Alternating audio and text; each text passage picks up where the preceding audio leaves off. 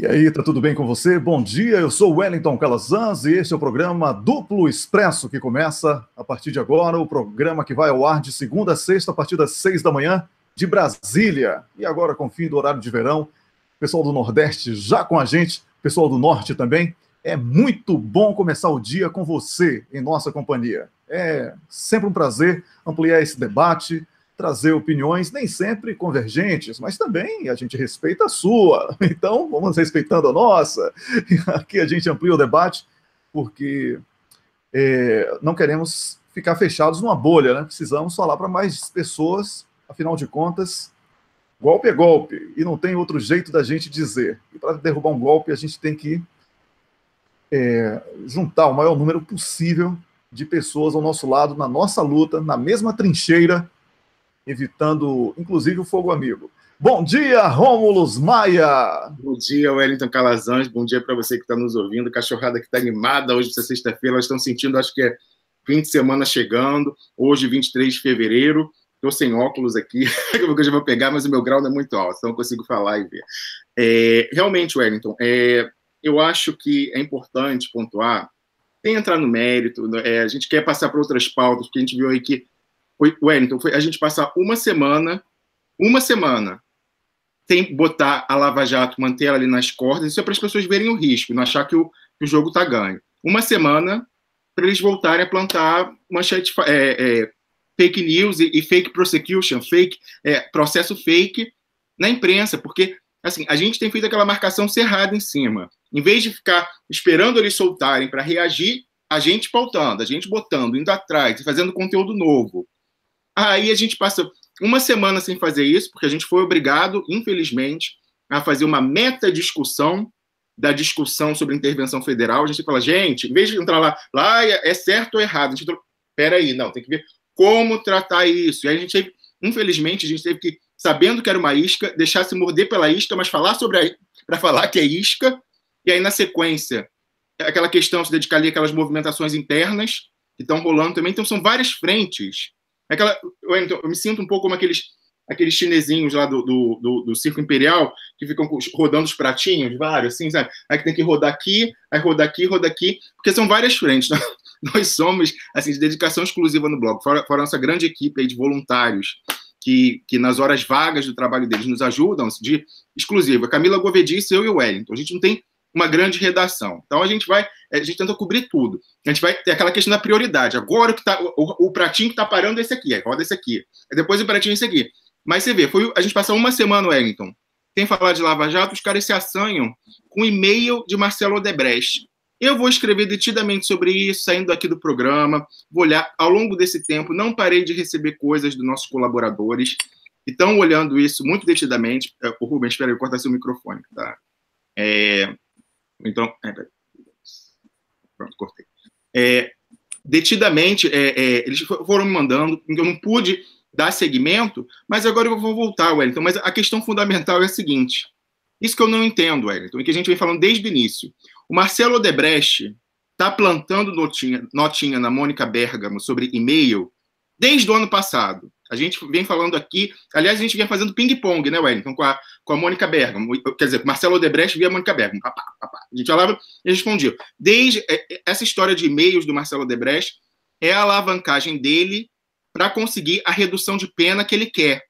Ele não quer passar em prisão domiciliar o mesmo tempo que ele passou preso, e é isso que prevê a sentença dele. Então, ele vinha usando isso justamente para se cacifar. Então, ele ora chantageou a Lava Jato e o cunhado dele, falando, olha aqui, eu tenho e-mail que comprova que vocês não foram atrás da Braskem. Isso aí já anula tudo e mostra a prevaricação da Lava Jato. Anula o benefício do Odebrecht, mostra a prevaricação da Lava Jato. Aí agora, ele entrega a mercadoria, provavelmente ele já está chegando num acordo, e aí entrega um e-mail. Gente, pelo amor de Deus, depois que a gente colocou aqui a matéria da FRA, mostrando toda a mentira, manipulação, mostrando que foram 300 documentos, no mínimo, que saíram daqui da Suíça, sumiram no Brasil, porque eles agora só falam 1.700, saíram 2.000 aqui, eles só falam 1.700. Depois disso, o cara vir, Wellington, no penúltimo dia lá, e apresentar um e-mail, um PDF, não apresentou nem o arquivo eletrônico. Eu quero saber de onde saiu esse e-mail. Que banco de dados é esse, de onde ele tirou? que o pessoal não tinha antes, porque a notinha que ele plantou, Wellington, na Mônica Bergamo, você lembra? Dava conta de que ele recebeu depois uma cópia, porque a gente falou, mas como assim, o computador não foi apreendido? Aí a Mônica Bergamo, quer dizer, o Marcelo Odebrecht respondeu a Mônica Bergamo, não, foi apreendido sim, mas ele... Para, Luna. O e-mail dele foi, o computador dele foi... Para, Luna. É osso, estão brigando por osso, ó. É terrível. Falou, o e-mail dele foi apreendido sim. Quer dizer, o computador dele foi apreendido sim, mas ele recebeu uma cópia. Que cópia é essa que o Marcelo Odebrecht recebeu que a Polícia Federal não tinha, que a Polícia Federal e o Ministério Público não tinham ainda? Quem que deu essa cópia? Por que isso não estava em poder? Se a pessoa que colabora, tanto na leniência Odebrecht, a pessoa jurídica, como nas delações, o próprio Marcelo Odebrecht não entrega tudo que tem, os benefícios estão cancelados. A notícia, Wellington, esse e-mail entregue é prova de crime. Ele entregar um e-mail que os caras não tinham é prova de crime. Que ele não entregou antes, está tudo anulado. Agora até com o recibo passado lá no processo. E fica essa esquizofrenia, as pessoas discutindo o conteúdo do e-mail, que já está mais do que provado, que é tudo fraudado. Tem aí a perícia contratada pela defesa do Lula, que mostrou que é tudo falso. Falsificações grosseiras. Aí vai esperar agora um novo laudo, e aí, enquanto isso, ficou ocupando a manchete, e a gente falando de e-mail. Não, tem que falar que é falso e falar que essa anexação desse tal e-mail no processo é a prova de que está tudo, que é nulo, os acordos foram feitos. Essa é a consequência, é isso que a gente tem que estar falando. Em vez de falar do e-mail, tem que falar, eles comprovaram que foi uma farsa, que não estão cooperando, ou então que estão fabricando prova, ou uma ou outra. Ou o cara não entregou o que tinha, ou ele fabricou uma coisa nova. E não era mais a fase de instrução, não estava mais na fase de colocar provas. Aí o doutor Zanin, né, na declaração que ele deu, falou, ora, então vamos reabrir a fase de instrução, chamar testemunhas. Não, eles pegaram, depois do resultado da perícia, depois do TRF4 negar, ouviu o Tacla Duran, que poderia falar sobre as falsificações, os caras brevemente, no penúltimo dia, vem o Marcelo Odebrecht e entrega um PDF de e-mail. Entra aí no Google e coloca assim, PDF editor. Você vai ver várias coisas aí para fazer. E eu quero saber de onde veio isso que já não estava com a Polícia Federal, Wellington. Essa é a questão. Ou é falso, ou então eles não cumpriram com a obrigação deles no acordo. Ou uma ou outra, não tem outra opção. Com certeza, Rômulo. Perdão aí. Garganta tá pegando aqui, mas tudo bem. Olha, Rômulo, absurdo é aquilo que eu falei há 15 dias, né, antes do Carnaval, aí, antes também dessa intervenção federal no Rio de Janeiro, que é um assunto que realmente mobilizou o país e tinha mesmo que ser comentado aqui por nós. Temos a nossa opinião sobre a intervenção em si, porque sabemos que não vai resolver patavinas de nada, mas também demos a nossa opinião política sobre como os políticos deveriam agir em relação a essa intervenção. Algumas pessoas entenderam, outras não, mas a gente sabe que política não é feita com estômago, é feita com cérebro. Em relação ao Odebrecht e a Lava Jato, Rômulo, está claro, a Lava Jato é uma farsa, é uma quadrilha que vende sentença através das delações, forjou provas, promove um explícito cerceamento de defesa, sobretudo de Lula. Sérgio Moro é um juiz criminoso, ele pratica crimes para poder atingir os objetivos dele, e temos aí um preso político que ninguém fala sobre ele, que é o Vacari, certo? Então, a Lava Jato, ela é errada do início ao fim. Discutir e-mail, quando a gente trouxe aqui um cara que trabalhou dentro da Odebrecht, viu lá o acordo da Polícia Federal com os caras, certo? A gente tem o áudio, divulgou o áudio. Você ainda vem discutir e-mail, eu estou falando você, a turma do outro lado, aí, certo? Que o e-mail da Odebrecht, isso aqui, o e-mail da Odebrecht, se eu pegar um PDF aqui dizendo que Sérgio Moro roubou junto com a quadrilha do Banestado num PDF, vai valer como prova? Não é? Se eu disser que a esposa de Sérgio Moro rouba a pai aqui no PDF, vai valer como prova? Então é isso, PDF é isso, é um documento que você digita no Word e converte em PDF. Essa é a prova de Sérgio Moro. Um canalha, eu vou discutir aqui, e-mail de Odebrecht. Agora, temos uma ação política medíocre de resistência. E antes de passar para você, Rubens, que já está no seu horário para a gente conversar, o seu tema de hoje, eu vou até antecipar um dos temas que a gente vai conversar aqui a partir das 7 horas, depois que a Fatorelli também falar. Então, está acontecendo aí na internet o maior alvoroço porque o ministro da Educação de um país que não tem educação, de um governo que não é legitimado, porque entrou através de um golpe, proibiu que a Universidade de Brasília ministrasse, ou quer proibir, não sei ainda qual o estágio que está, que a Universidade de Brasília promova um curso sobre o golpe.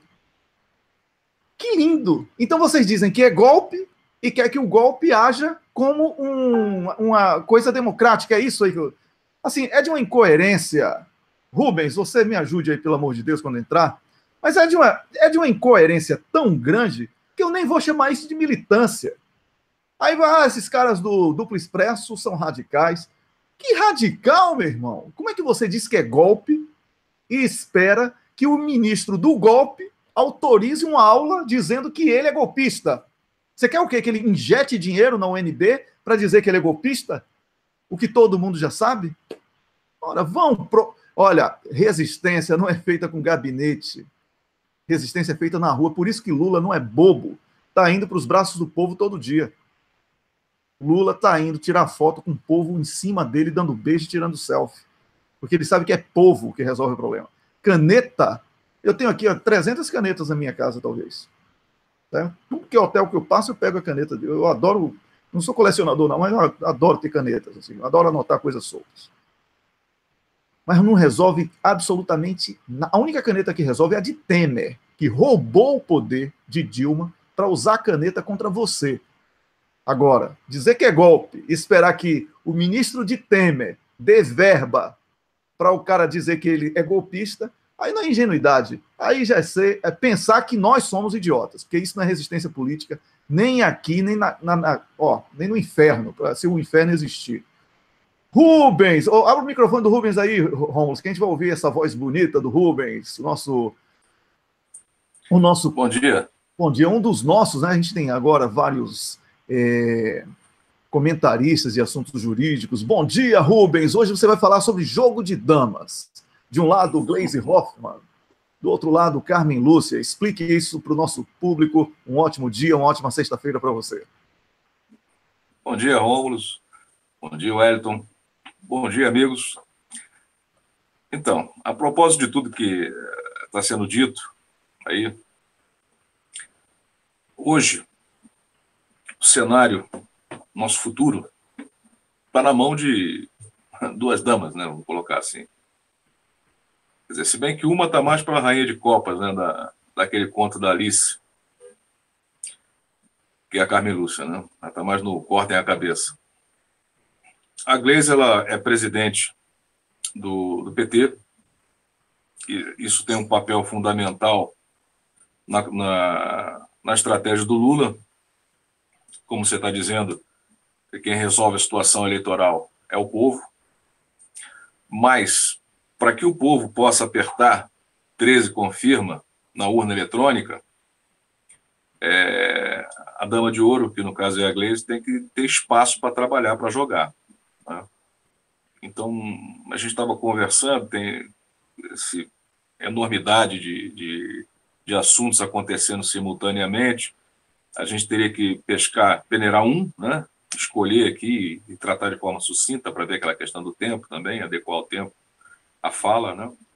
A fala ao tempo. E optamos por abordar esse aspecto que eu acho que no momento é o mais importante. O papel da Carmen Lúcia, o papel da Gleisi, ou seja, o judiciário, né, no STF, e a política, a possibilidade de Lula ir para a urna, né, e receber o 13 confirma em outubro desse ano, que é basicamente o sucesso, né, a capacidade da Gleisi atingir o sucesso nessa empreitada, que é difícil. E todo mundo que está enganjado na reconstrução da democracia tem que entender a importância desse momento estratégico, logístico, político, e deixar situações menores para depois, né? Se questionou aí o A ou B, que fazem parte de um ou outro partido aí, querendo roubar a cena e dizendo que já é candidato ou não é, qual seria o papel disso. Dentre todas as dificuldades que já existem para o Lula, impor mais esse nível de dificuldade, que é um retalhamento interno, umas discussões menores, no momento em que o tempo é preciosíssimo, né? O Lula não tem tempo para desperdiçar. E as pessoas que pretensamente querem auxiliá-lo não podem atrapalhá-lo. E atrapalhar a Gleisi é atrapalhar o Lula.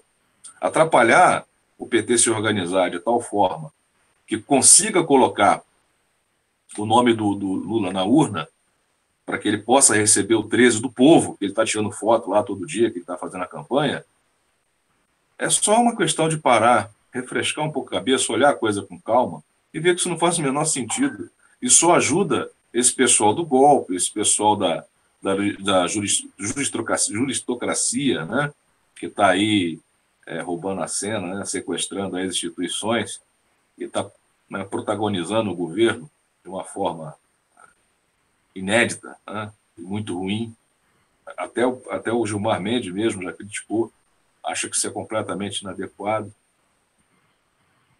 Então, abordar, né, dessa forma alegórica, aí, como se fosse um jogo de damas, talvez chame a atenção das pessoas que nos ouvem, né, e contribuem de alguma forma nas suas agremiações para poder ampliar essa ideia, né, ampliar esse pensamento e a gente atingir o objetivo. Porque se o próximo governo não for um governo nacionalista, comprometido com resgatar a democracia, a república, né, as instituições, todo esse trabalho que a gente está fazendo aqui vai ser em vão. E talvez até nocivo, né, porque as pessoas passam a ser alvos, né, porque, como você está falando aí da questão da universidade, queriam colocar a matéria, né, sobre a questão do golpe, como você tem, tinham matérias para estudar o período de ditadura, as consequências, né, os aspectos políticos, né, como é que foi as tramas internas, né, entre os generais que se sucederam. Até existem teorias de eliminação física de alguns generais que tinham uma visão um pouco diferente do propósito, então eles morreram, né, ou foram eliminados e tal. Então, o fato dessa censura, né, desse corte de verba, essa não aprovação de inclusão dessa matéria numa universidade de Brasília, além de evidente, como você mesmo colocou, Hélio, ele não vai dar munição para atirar nele mesmo, né? Não tinha como esperar outro resultado. Mas só reforça essa proposta nossa aqui de trabalho, quando a gente aborda, né, aspectos jurídicos práticos, para poder reforçar esse sentimento nas pessoas, nos militantes, de que é diferente do que nós estávamos há coisa de um ano atrás, né? Há um ano atrás o petista tinha vergonha de dizer que era petista, até houve um ensaio de modificar o símbolo, né? Eles modificaram a estrela, ficou uma coisa assim, tipo uma geleia com um 13 no meio, porque o PT foi equiparado a uma organização criminosa, né, pelo judiciário. Ainda tenta fazer isso hoje. Só que, em função do trabalho, principalmente de vocês dois, embora talvez algumas pessoas não reconheçam, mas eu sei que acompanho esse trabalho, até foi o que nos aproximou em relação à questão do Tacla Duran e dos apontamentos muito precisos do Rômulo, no sentido de apontar as fraudes processuais e a total inadequação instrumental do processo, né? Sem adentrar em questão de mérito, mas o direito instrumental ficou completamente comprometido com a Lava Jato, um discurso que se afina com uma tese que eu defendo nos outros casos práticos. Então, eu sempre trago o caso prático aqui para o pessoal reforçar esse sentimento. Não somos vilões, somos vítimas de um golpe jurídico parlamentar, né? Então, as pessoas, longe de serem integrantes de uma organização criminosa ou estarem apoiando um ladrão, como é o caso que a imprensa e a mídia, no geral, coloca o Lula, as pessoas não são criminosas, são republicanas, são nacionalistas, estão apoiando uma vítima de um golpe internacional, cujo objetivo é a apropriação das riquezas dos recursos naturais. Isso é de suma importância. Agora, tudo isso vai naufragar se o pessoal não perceber que, para além de presidente do PT, a Gleisi tem uma missão quase que, né, não vou dizer impossível, porque não pode ser impossível, uma missão muito difícil de resgatar a República e de colocar o Lula na urna em outubro. Naturalmente, sem uma dificuldade interna, só com os elementos externos, a Gleisi já é alvo de um oceano de dificuldades, né? Até porque ela é senadora justamente no Paraná, que é onde está o núcleo, né? O epicentro, né, do furacão, e também o marido foi alvo, né, de investigações altamente questionáveis, enfim. Então, todos esses elementos externos já são suficientes para colocar uma dificuldade quase intransponível.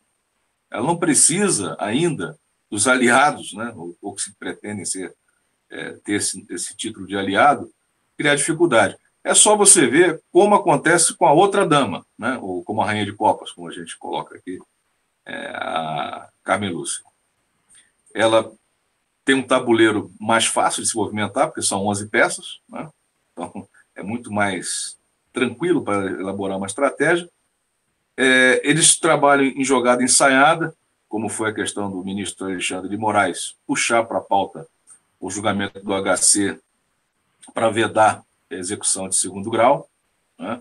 Execução de pena antecipada, já sabendo que o resultado seria esse, né? Que a turma votaria no sentido de que seria desrespeitar a Constituição e o Pacto de São José, por essa construção lá do próprio STF, e retarda colocar isso no pleno, onde poderia ser revertido, que é justamente a grande aposta, né, do jurídico do Lula, né?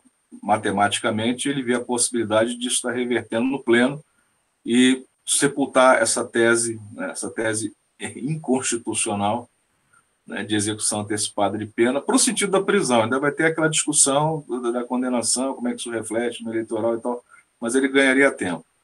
A facilidade que a adversária da Gleisi nesse jogo possui é enorme. Ela tem o poder da caneta, o time dela é muito coeso, é pequeno, ela está afinado com os interesses da Desconectou? Não. Eu estou na dúvida aqui. Desconectou ou não? Não, estamos te ouvindo, Rubens. Pode seguir. Não, o Ed saiu. Então, esses supostos rachas aí que estão acontecendo, essas fakes que estão sendo distribuídas aí, que A ou B estão querendo assumir o espólio político de Lula, que já não tem mais jeito e tal. Gente, esse discurso ajuda, vamos dizer assim, como vocês gostam de colocar, os golpistas, né? Esse pessoal que está nessa jogada ensaiada com esse compromisso de desenhar, né? Se é que vai ocorrer ainda a eleição esse ano, né? Que as coisas estão... Já tem aqui uma história de São Paulo também ter intervenção, porque os criminosos podem fugir do Rio para cá e tal. Quer dizer, isso aí deve se ampliar pelo menos para os estados mais estratégicos que têm maior quantidade de votos, de modo a talvez criar um comprometimento das eleições, porque os maiores colégios eleitorais não passam em intervenção. Então está um cenário muito difícil. Se nós conseguirmos, né, ampliar essa ideia, né, que os militantes comprem essa ideia de que é uma hora de coalizão em torno, no caso, das diretrizes que a Gleisi, o PT e o Lula vão estar desenhando, seria a estratégia mais acertada, né? No meu ver. A gente dá umas opiniões assim de questão política, como teve no outro programa, falando da questão da Globo e tal, e a pessoa fica às vezes acha um pouco diferente ou invasiva, mas é tudo muito dinâmico. A Globo vendeu o peixe lá, que a gente que eu entendi que estava colocando peixe na praça para alguém comprar. Vamos dizer assim, as esquerdas, os nacionalistas titubearam um pouco de comprar o peixe. A Lava Jato foi lá e comprou o peixe, o sistema foi lá e comprou o peixe, né? Botou a TV Brasil para narrar, para passar as escolas de samba, censurou a Tuiuti, né? A Globo não fez isso, no Fantástico ela falou da Tuiuti, falou do enredo e tal, reforçou isso aí. De quebra, ainda comentou sobre o HC coletivo, impetrado pelos advogados de São Paulo, em favor das mães gestantes, mães que pariram crianças dentro da cela, justamente por essa lei de prisão preventiva. Porque perceba bem, pessoal, não são condenadas que engravidaram de traficante na cadeia e tal, e aí teve o filho do tráfico. Não é isso. A pessoa está em período de gestação e é presa, porque é suspeita de estar cometendo um delito de tráfico, que é relativamente fácil você ser enquadrado nesse crime. Tá? Não vou entrar no mérito se aconteceu ou não. Mas é preventivo. A mulher não é condenada. Ela está em processo de julgamento. Muitas não foram condenadas nem em primeiro grau. Já estão presas. Aí pai, o filho, dentro da cela. Esses brasileiros, o primeiro registro que ele tem é criminal. Nem a certidão de nascimento vem. Antes de tudo, ele já é registrado no sistema carcerário. Isso é o resultado dessa política de encarceramento, dessas leis absurdas que a gente está falando. O Fantástico abordou isso no domingo, né? Fez lá um documentário, né? E, na sequência, no dia seguinte, a Carmen Lúcia puxou para a pauta e o resultado não podia ser outro. Obviamente foi concedido a ordem, porque isso é um absurdo.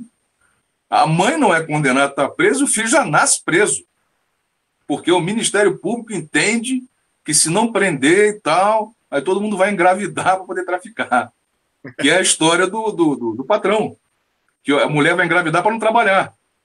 Você vê que o discurso é o mesmo. Esse discurso do pessoal reacionário é a mesma coisa, só muda os pessoas. Mas assim, se o cara é patrão, promotor, juiz, é a mesma ideia. Que mulher engravida para não trabalhar, porque se nasceu de ladrão já vai virar ladrão, porque todo mundo tem que ficar preso. É a mesma história. Todo mundo só muda. Um usa toga, outro usa paletó, outro não sei o quê, mas é tudo a mesma coisa. Então a gente só vai mudar isso. É isso. É aí que eu queria entrar. Dentro dessa proposta. Para fechar aqui a nossa conversa, como a gente combinou, né? Eu queria que você fizesse aí esse arremate, associando esse episódio da criança que, antes de ter o registro de nascimento, tem uma BO, né? Né? E esse jogo de damas que você colocou entre Glaze e Carmen Lúcia, para o público também poder sair daqui com uma reflexão. O jogo da... Rubens, o jogo da... Rubens, um segundo, só vou pegar carona na pergunta do Wellington. É o seguinte, você já mencionou aí essa questão da universalização da prisão preventiva, e você vem batalhando há anos pela revisão de leis que deram esses poderes exorbitantes, poderes de exceção, mas através da lei, a juízes e procuradores. Você não acha que é o momento, justamente, já que a gente está falando da Glaze e de coordenadores, né, do nosso lado, de sentar para conversar com todas as forças políticas, depois da Lava Jato finalmente ter ido atrás dos peixes pequenos do PSDB, como o Wellington tinha antecipado já há 2 semanas, a gente já sabia que isso ia acontecer, estava só esperando, para conseguir o álibi, para depois ir para cima do presidente Lula. Mas você não acha que é esse momento de federar todas as forças políticas contra o inimigo da política e alterar e revogar essas leis terríveis que foram aprovadas no governo de Dilma Rousseff? Pois esse programa de sexta-feira, né, que a gente busca fazer esse tipo de abordagem, o objetivo sempre foi esse, né? A gente fala sobre vários assuntos, mas roda, o que seria o que é o desejável para esse trabalho? É justamente chegar a esse ponto que você está abordando. As pessoas lá no Congresso, os parlamentares, entenderem que existe um inimigo em comum para todas as bandeiras. Você vê o caso da Cristiane Brasil. Ela foi impedida de assumir o ministério, novamente, pessoal, não estou entrando em mérito, se ela é digna, se ela não é, se ela estava pelada na lancha, se não estava, isso aí não é meu caso. Eu estou dizendo que ela era uma parlamentar, tá certo? Ela foi indicada pelo presidente, que está ocupando, golpista ou não, mas ele está lá com a faixa, né? Tirou lá do Vampirão, não quis sair na Sapucaí. Mas, enfim, a organização é essa, tá certo? E o judiciário vem e rouba a cena. Ele diz quem pode assumir a cadeira de ministério, quem não pode, quem pode ser eleito, quem não pode, quem pode isso, quem não pode. Quer dizer, tudo passa pelo judiciário. Então, o seu poder de escolha, o seu voto não é universal. Ele tem um filtro, ele tem um pré-eleitoral, que é o judiciário que vai te dizer o que você pode votar ou não pode. A tua opinião é limitada. Se a Glaze tivesse força, mas tem que ter força mesmo, você não pode ficar nesses rachinhos internos. Por isso que a gente falou de aliança com o Globo, aliança com quem entender que tem que ser feita aliança. Política é isso, não tem... vou fazer só com fulano, porque todo mundo tem que passar para o PT para a gente poder ganhar a eleição. Isso não existe. Vai ter que fazer aliança com o partido, tem que negociar. É o que o Lula sempre fez, um grande negociador. Então, quando a gente falou dessa situação, olha, a Globo está botando um peixe na praça aí e tal, se você não está dentro do PT, você não está na cabeça do Lula. Agora, se ele achasse que deveria estar fazendo uma negociação, comprando esse peixe aí, o pessoal tinha que entender e parar com essas críticas. A Globo não presta, o Vampirão isso, fulano aquilo e tal. Porque você dificulta. Justamente a armadilha que a Lava Jato cria, de você se distanciar dos aliados, que não são amigos. É aliado, gente. Política não é assim. Política é um negócio diferente. Política não é tribunal, não é... Política é composição. Política, assim como você tem no direito a ciência, né, jurídica, a política é a ciência do poder. É uma ciência própria. Tá? E nessa ciência, o Lula é PhD. Então, o que você tem que fazer? Abrir espaço para ele jogar. Ele não está podendo jogar porque ele está encurralado lá e tal, está com muita dificuldade. A situação dele não está confortável. Está muito difícil. Isso que o pessoal não entendeu ainda. A turma já está querendo pegar o espólio dele para ganhar a eleição, sem saber se vai ter eleição. Então, tem que voltar, botar o pé no chão, a situação não está confortável. Deu uma respirada, a gente bateu um pouco aqui na Lava Jato, deu umas arranhadazinhas e tal, mas ela está viva e forte. Ela não está... Então, essa falta de consciência de jogo, como é que está a situação aqui, cria mais dificuldade que já tem. Então, se o Lula não está conseguindo jogar, ele está ali acuado, ele está fazendo o que dá para ele fazer, que é rodar o Brasil, tirar foto e sair no meio do povo e tal, e ver que ele é um cara que se identifica com as massas, ele está fazendo o que lhe é possível fazer. Ele poderia estar fazendo mais. Mas dificultaram tanto o zagueiro ali que ele não tem ponto de jogar. Para quem ele pode cruzar a bola? Para a Glaze, porque a Glaze é que vai fazer o anúncio dele como candidato. É o partido que indica o candidato, gente. Entendeu? Não é o cara que vai lá e fica, eu vou ser candidato. Você não vai ser se o partido quiser. E essa é a briga do PSDB. Tá? E esse é o ponto que a gente tem que ficar meio cauteloso com essa história lá do Paraná, porque, na verdade, hoje, por exemplo, saiu aqui na Globo, no Jornal da Manhã, falou lá o Beto Richa, mas ele não está sendo investigado. O assessor do PSDB também não está sendo investigado. Porque tem um CR, mas também não está sendo investigado. E o Tacla Duran botou lá no final e tal, e é foragido. Falou de tudo. No final, o Tacla Duran é foragido. Entendeu? Então, como é que eles trabalham a cabeça do pessoal para criar a história que eu falei no Amigo Escuro, consenso fabricado. Eles vão trabalhar esse negócio da mídia e tal. Então, os caras são bons, cara. O nosso time, ou o time que a gente está torcendo, né, já que você não é do PT, eu também não sou e tal, mas a gente torce, porque é o que é a aposta que tem para poder mudar isso. Né? Se você pegar o Henrique Meirelles, foi eleito, por exemplo, não vai mudar nada, vai piorar. Né? Então você tem uns personagens que sabem que não vai resolver. Então a gente está apostando as fichas justamente em quem tem uma experiência de gestão, né? Passou aí por 13 anos de gestão, foi vítima do golpe, foi vítima das próprias leis que promulgou. Então a gente aposta que esses personagens parlamentares são os mais indicados para resgatar, né, a democracia, a república, tá, esse compromisso nacional. Mas se ela não tiver espaço também, o pessoal ficar aí com briga de aqui, dali, quem é que vai ser, quem é que vai tomar o lugar do Lula. Pô, isso aí só está ajudando. Nenhum dessas pessoas que estão aí dizendo que pode pegar o lugar do Lula e levar, não vai levar a lugar nenhum. Se o Lula, que é o Lula, está com essa dificuldade enorme, entendeu? Que, vamos dizer assim, que é o búfalo da história, você imagina um cabritinho. Você vai botar um cabritinho para segurar isso aí? Não segura. Não tem ilusão. Se o Lula não segurou, não é outro cara que vai segurar. Estou falando do pessoal com compromisso socialista e tal. Uns caras fantoches, você bota qualquer um. Bota Luciano Huck, você bota até a Anitta, ela é eleita. Botar na Globo lá. Então, a questão não é essa. A questão é, o pessoal com compromisso está essa turma do PT que está trabalhando e tal. Quem é a presidente do PT? Quem é que vai botar caneta para indicar fulano, cicrano e tal, para ir para a urna? Com todo o problema do mundo. Como disse o Vadir da Mula no 247 e tal, olha, é possível, a gente vai brigar e tal. Difícil é. E por isso que a gente colocou casos concretos. Não é teoria disso, teoria daquilo, na faculdade não sei quem falou não sei o quê. É processo. Ó, esse caso do Jeremias, ele foi até a urna, com todos os recursos processuais, mesmo com mandado de prisão. Por quê? Porque eu sempre batia, eu falei assim, olha, esse mandado de prisão é forjado. O objetivo é tirar o cara da eleição porque existe um interesse econômico. Lá no Sul Fluminense. O mesmo se aplica à questão do Lula. Se o foi possível no caso de Jeremias... Um segundo.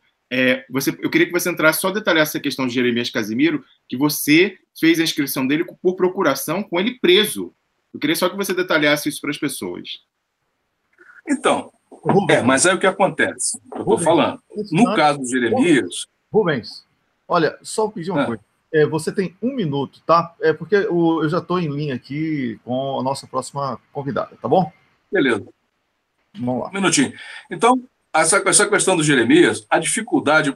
Peguei a procuração dele para poder apresentar, como se fosse ele, naquela assembleia, onde o partido nomeia os candidatos, né? A dificuldade do Jeremias é só porque o partido dele é Solidariedade. Um partido pequeno e de cabeça menor ainda.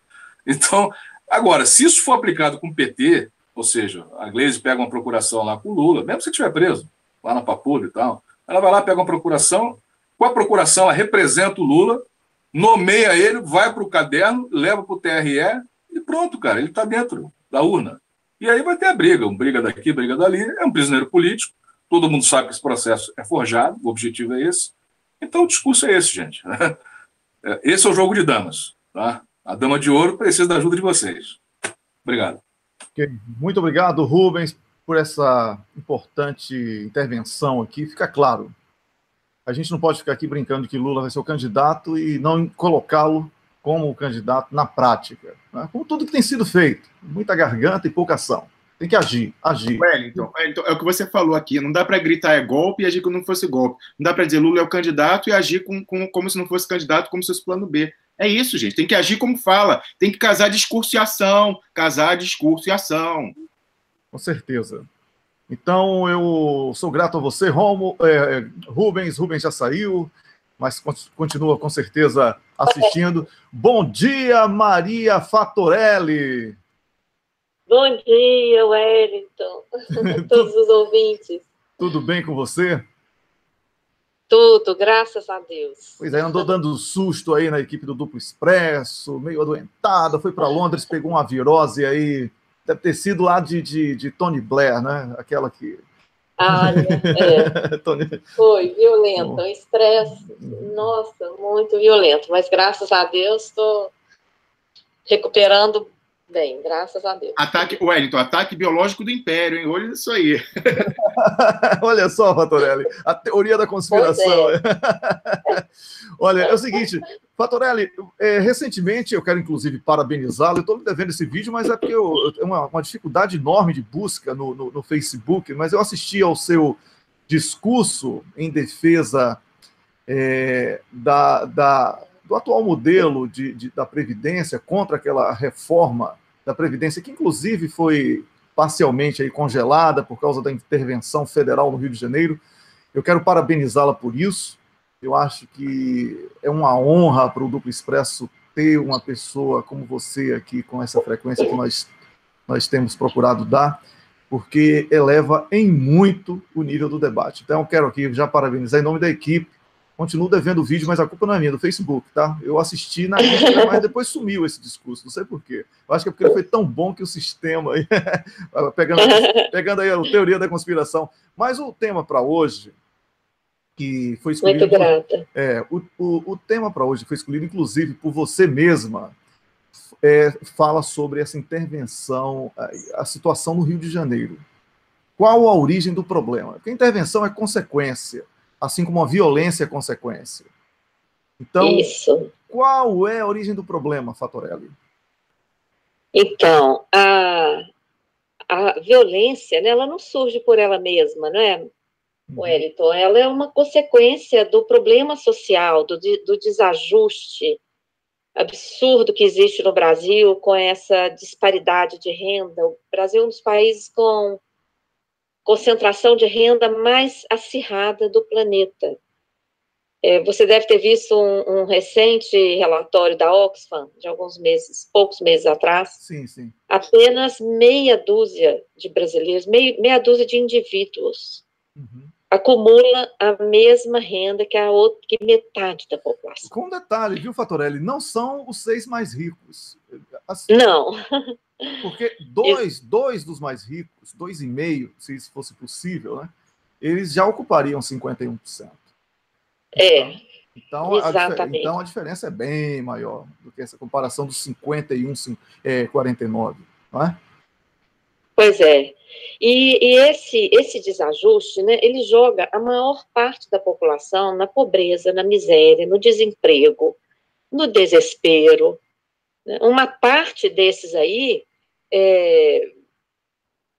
aceitam viver como escravos, ganhando um salário que não cobre minimamente as suas necessidades básicas. Outra parte se aliena, né, vai para as ruas, fica pedindo esmolas. Outra parte vai para o crime. Uma grande parte vai para o crime. E provoca toda essa violência, né?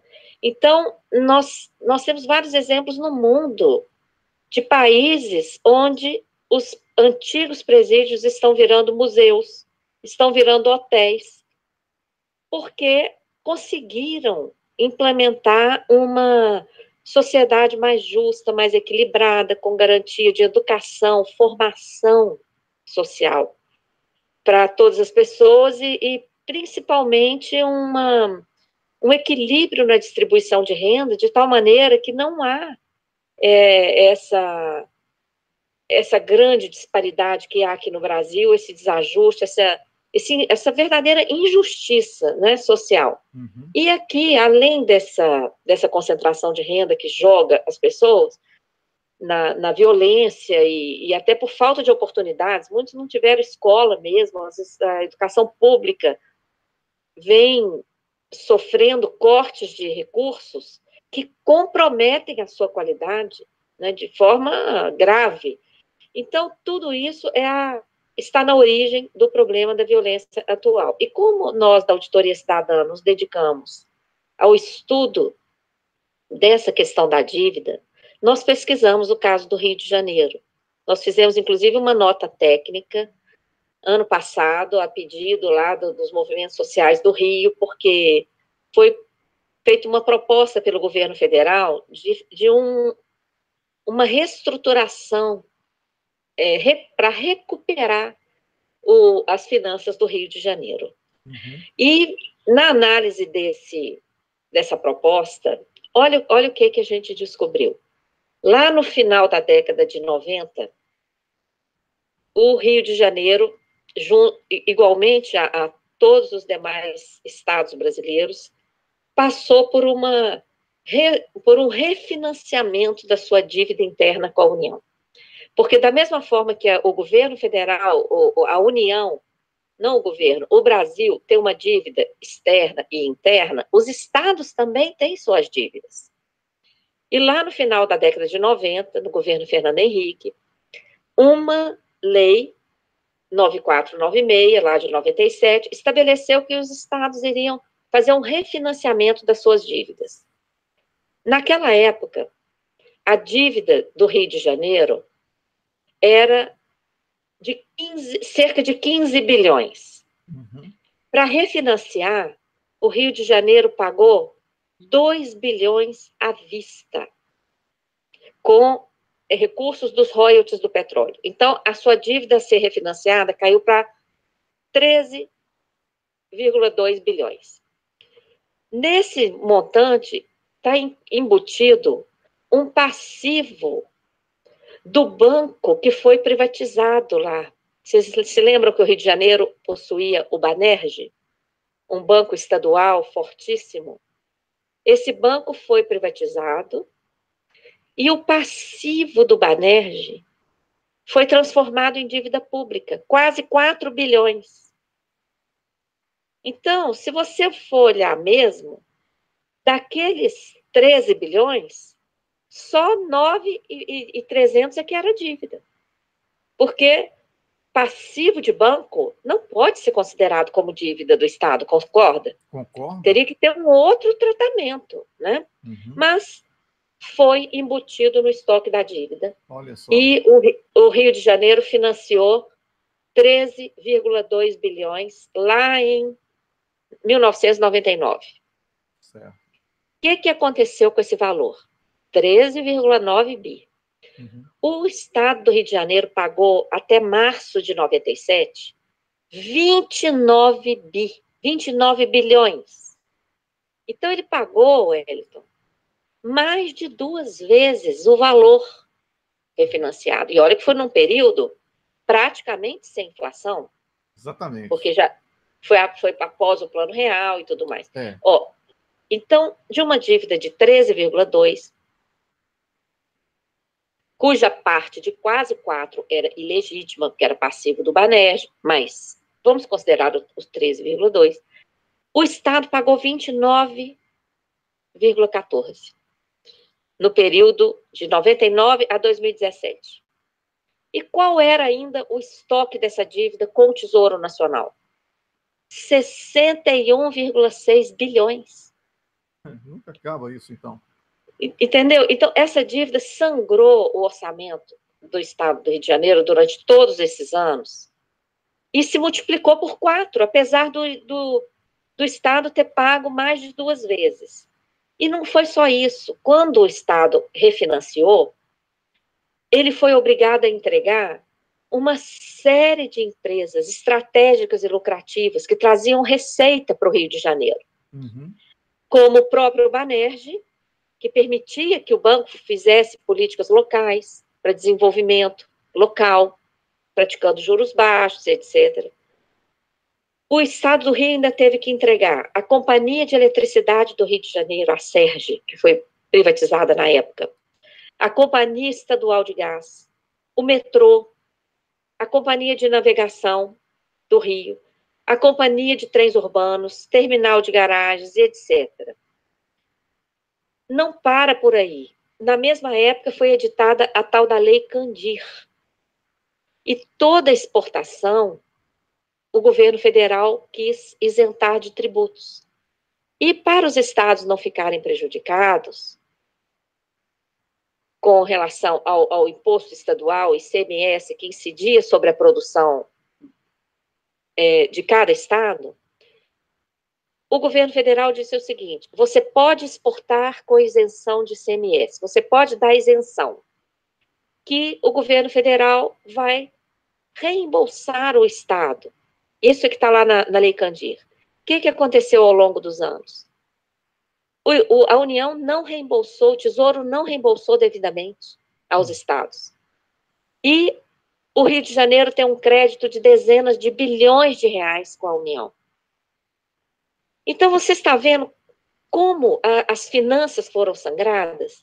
Junto com isso, várias atribuições que o governo federal assumia em termos de saúde, de educação, de segurança, foram transferidas para o Estado que passou a ficar responsável por elas, sem a devida transferência dos recursos necessários à assunção dessas atividades. Só transferiu aí a responsabilidade manutenção de algo que não gera lucro, né? Assim, a saúde é importante, a saúde pública é importante, sobretudo preventiva, mas ela custa caro, né?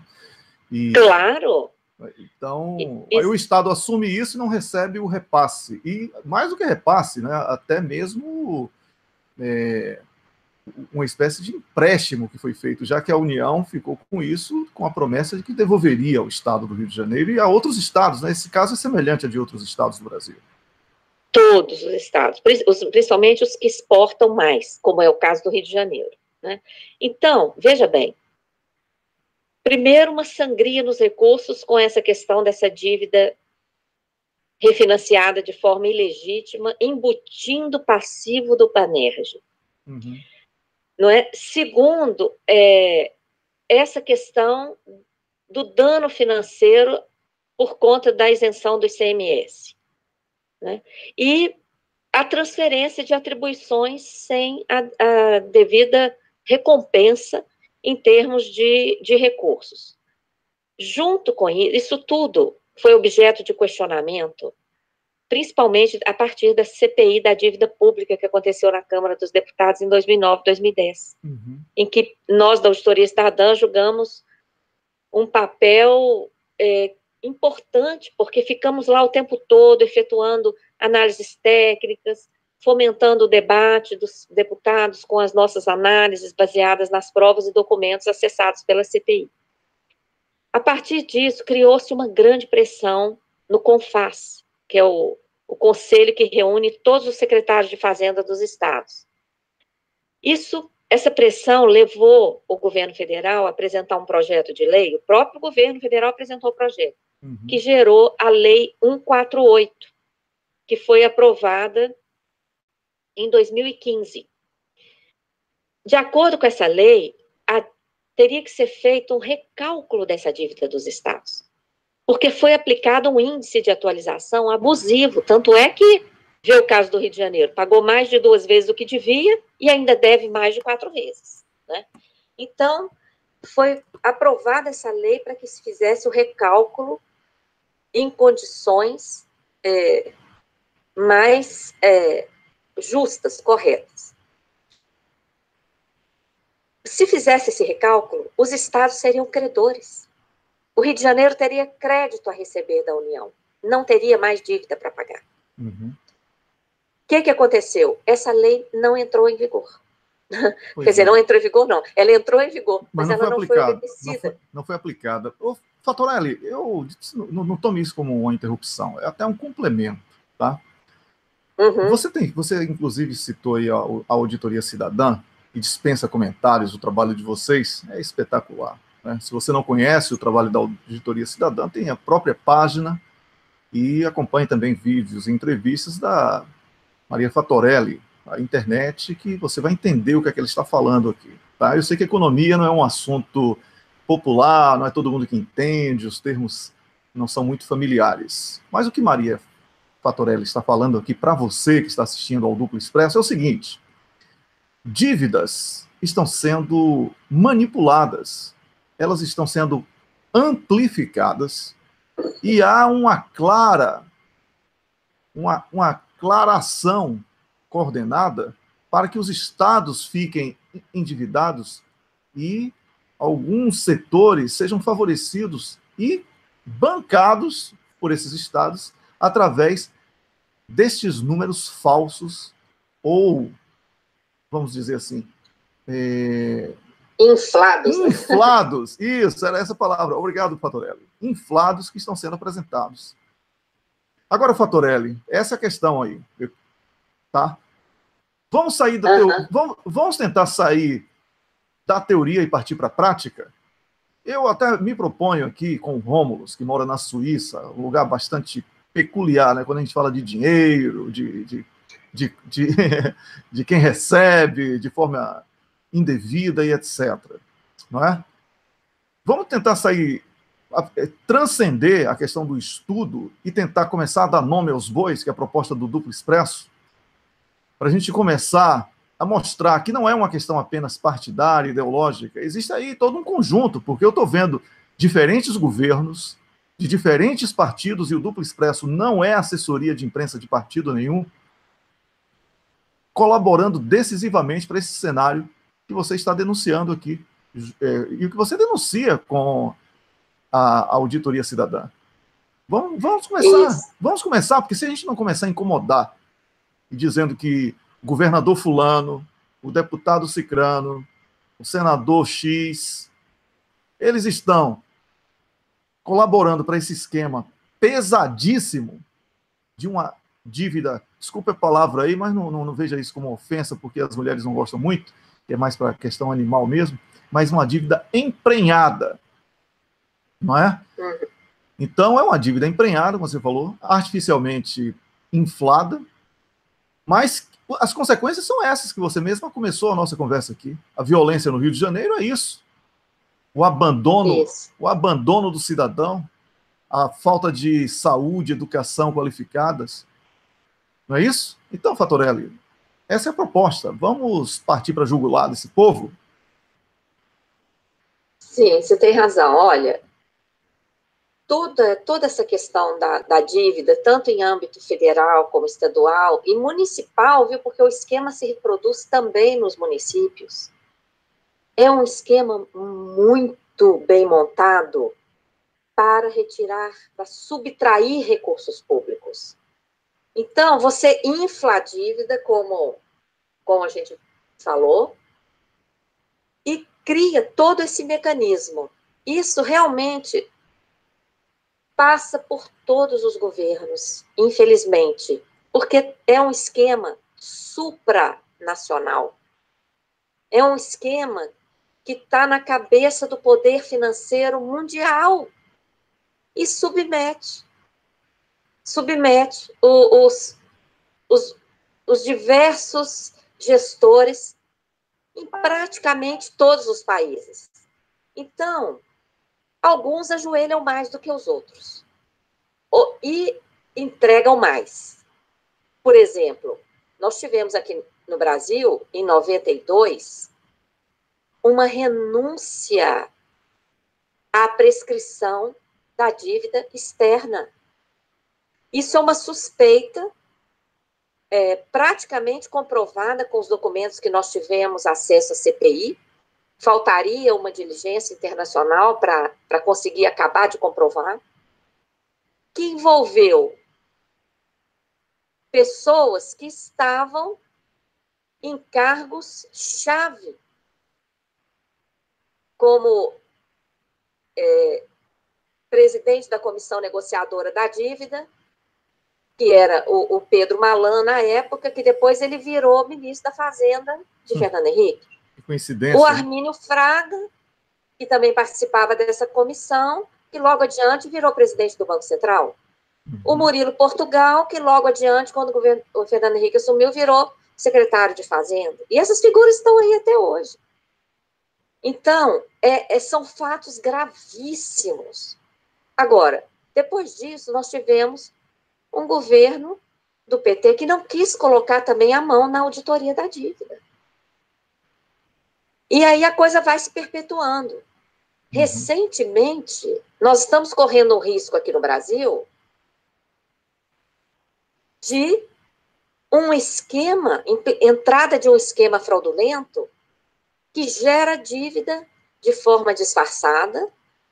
E para pagar, já que essa geração de dívida, ela usa uma empresa estatal que está sendo criada para operar esse esquema, então, esse novo esquema, ele gera essa dívida sem dizer que isso é uma dívida, é uma coisa disfarçada. Como é que ele vai pagar essa dívida? Vai pagar por fora, por meio de desvio de recursos arrecadados. Isso é gravíssimo. Ou seja, estão institucionalizando o crime, em outras palavras. Institucionalizando. E é um esquema muito parecido com o que atuou na Europa. Que quebrou a Grécia, só que a Grécia foi só vitrine. A economia de 17 países europeus foi afetada por esse esquema. Nós denunciamos esse esquema aqui no Brasil. O projeto de lei de autoria do José Serra estava no Senado. Nós visitamos Wellington, todos os gabinetes, de todos os senadores. Uhum. Elaboramos folhetos explicando, vídeos com animação para explicar o esquema, porque você tem razão.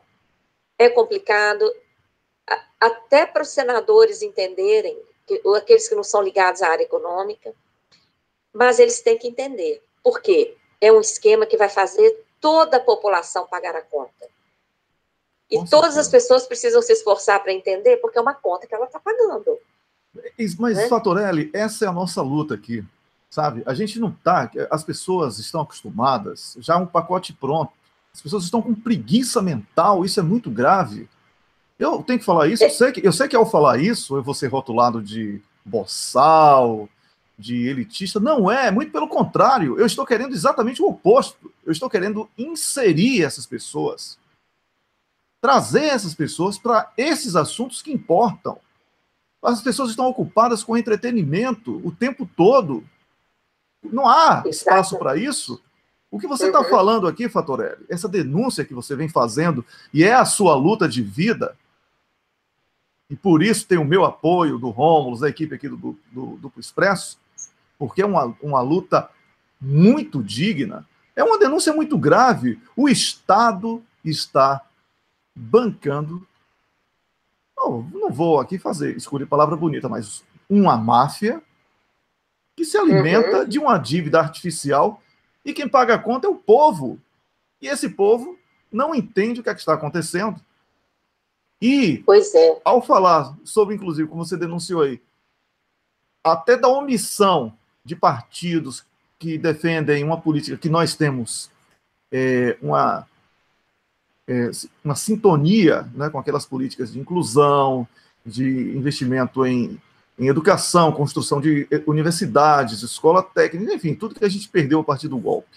A gente defende toda aquela política. Mas a arrecadação é tudo. A arrecadação é que permite a aplicação dessas políticas, Fatorelli. E é aí que a gente está deixando de dar educação, saúde, qualificadas, para pagar uma dívida que foi criada artificialmente. Assim, eu estou tentando simplificar algo para que o público entenda. Porque... Mas você está correto. E com esse esquema a coisa vai piorar. Porque além de gerar dívida, ele sequestra recursos arrecadados ainda durante o seu percurso pela rede bancária. Ou seja, os contribuintes vão pagar os seus tributos. E esses tributos não chegarão integralmente aos cofres públicos, porque no meio do caminho uma grande parte será sequestrada. Então, nós denunciamos isso no Senado e, infelizmente, em dezembro, esse projeto foi aprovado por 43 senadores, dentre eles, diversos que haviam se comprometido a votar contra. Nós estamos fazendo uma campanha, está lá no Facebook da Auditoria Cidadã da Dívida, a campanha dos traidores que votaram a favor desse esquema fraudulento. Nós estamos denunciando todos eles. Você gosta de nomes? Os nomes estão lá. É isso. E a foto também. Maravilha. Foram 43. Inclusive 3 do PT. Não é? Infelizmente, e o projeto precisava de 42 votos para ser aprovado. Conseguiu 43. Pois é. Então, é duro, Wellington, porque foi um trabalho muito árduo. Imagina o seu desgaste. Que exigiu muito do nosso coletivo, dos nossos voluntários e da nossa organização. Mas nós não desistimos. Já estamos articulando na Câmara dos Deputados. Já fizemos, inclusive, uma interpelação judicial. O que é isso? O parlamentar está recebendo lá uma interpelação para dizer, olha aqui, esse projeto vai provocar esse dano aqui, você está ciente disso, você não vai poder dizer depois que não sabia do que se tratava, porque você está sendo avisado. Muito bem, é isso aí. Tá vendo, porque Rômulus? Isso aqui é muito grave, você está entendendo? Com certeza. Rômulus, olha só o que a Fatorelli está fazendo, é nada mais, nada menos do que aquilo que a gente defende todos os dias aqui, certo? É passar o recibo A gente chama isso aqui de passar recibo, viu, Fatorelli? Eu sei que é uma linguagem contábil bem pobre, mas é porque a gente tenta falar aqui para todos os espectros sociais, tá? Passar recibo, a gente tem que mostrar, assim, o recibo na cara, da carteirada, certo? Porque o que você está fazendo é da carteirada. Você está falando assim, olha, eu estou lhe mostrando que você está praticando um crime aqui. Lá na frente, você não vai dizer que eu não sabia, que eu fui enganado. Não é. Não é isso que o Rômulo está na Suíça com a gente, você sabe, né, Fatorelli? Vai lá, Rômulo. Wellington, primeiro eu queria saudar a Maria Lúcia Fatorelli e dizer que eu já vi várias manifestações aqui nos comentários, tanto no Face como no YouTube, do pessoal que aderiu à minha campanha, Maria Lúcia Fatorelli, nossa ministra do Planejamento. Então, ela tem que considerar, todos temos que fazer sacrifício pelo Brasil, a gente sabe que vai ser talvez o ministério mais difícil, mas tem que considerar que a hora pede realmente comprometimento, mais do que ela já tem demonstrado, impossível, mas o pessoal já está na campanha. Mas é verdade, Wellington, a gente sempre tem defendido isso aqui, que se use o judiciário ou qualquer outro instrumento político, até aqui o nosso programa serve para isso, para destruir álibi. Destruir álibi, porque o pessoal usa o álibi do eu não sabia, eu não sei, a base fez isso, meu discurso quer dizer aquilo. Não. A gente bota bem... E por isso que o programa incomoda, Wellington.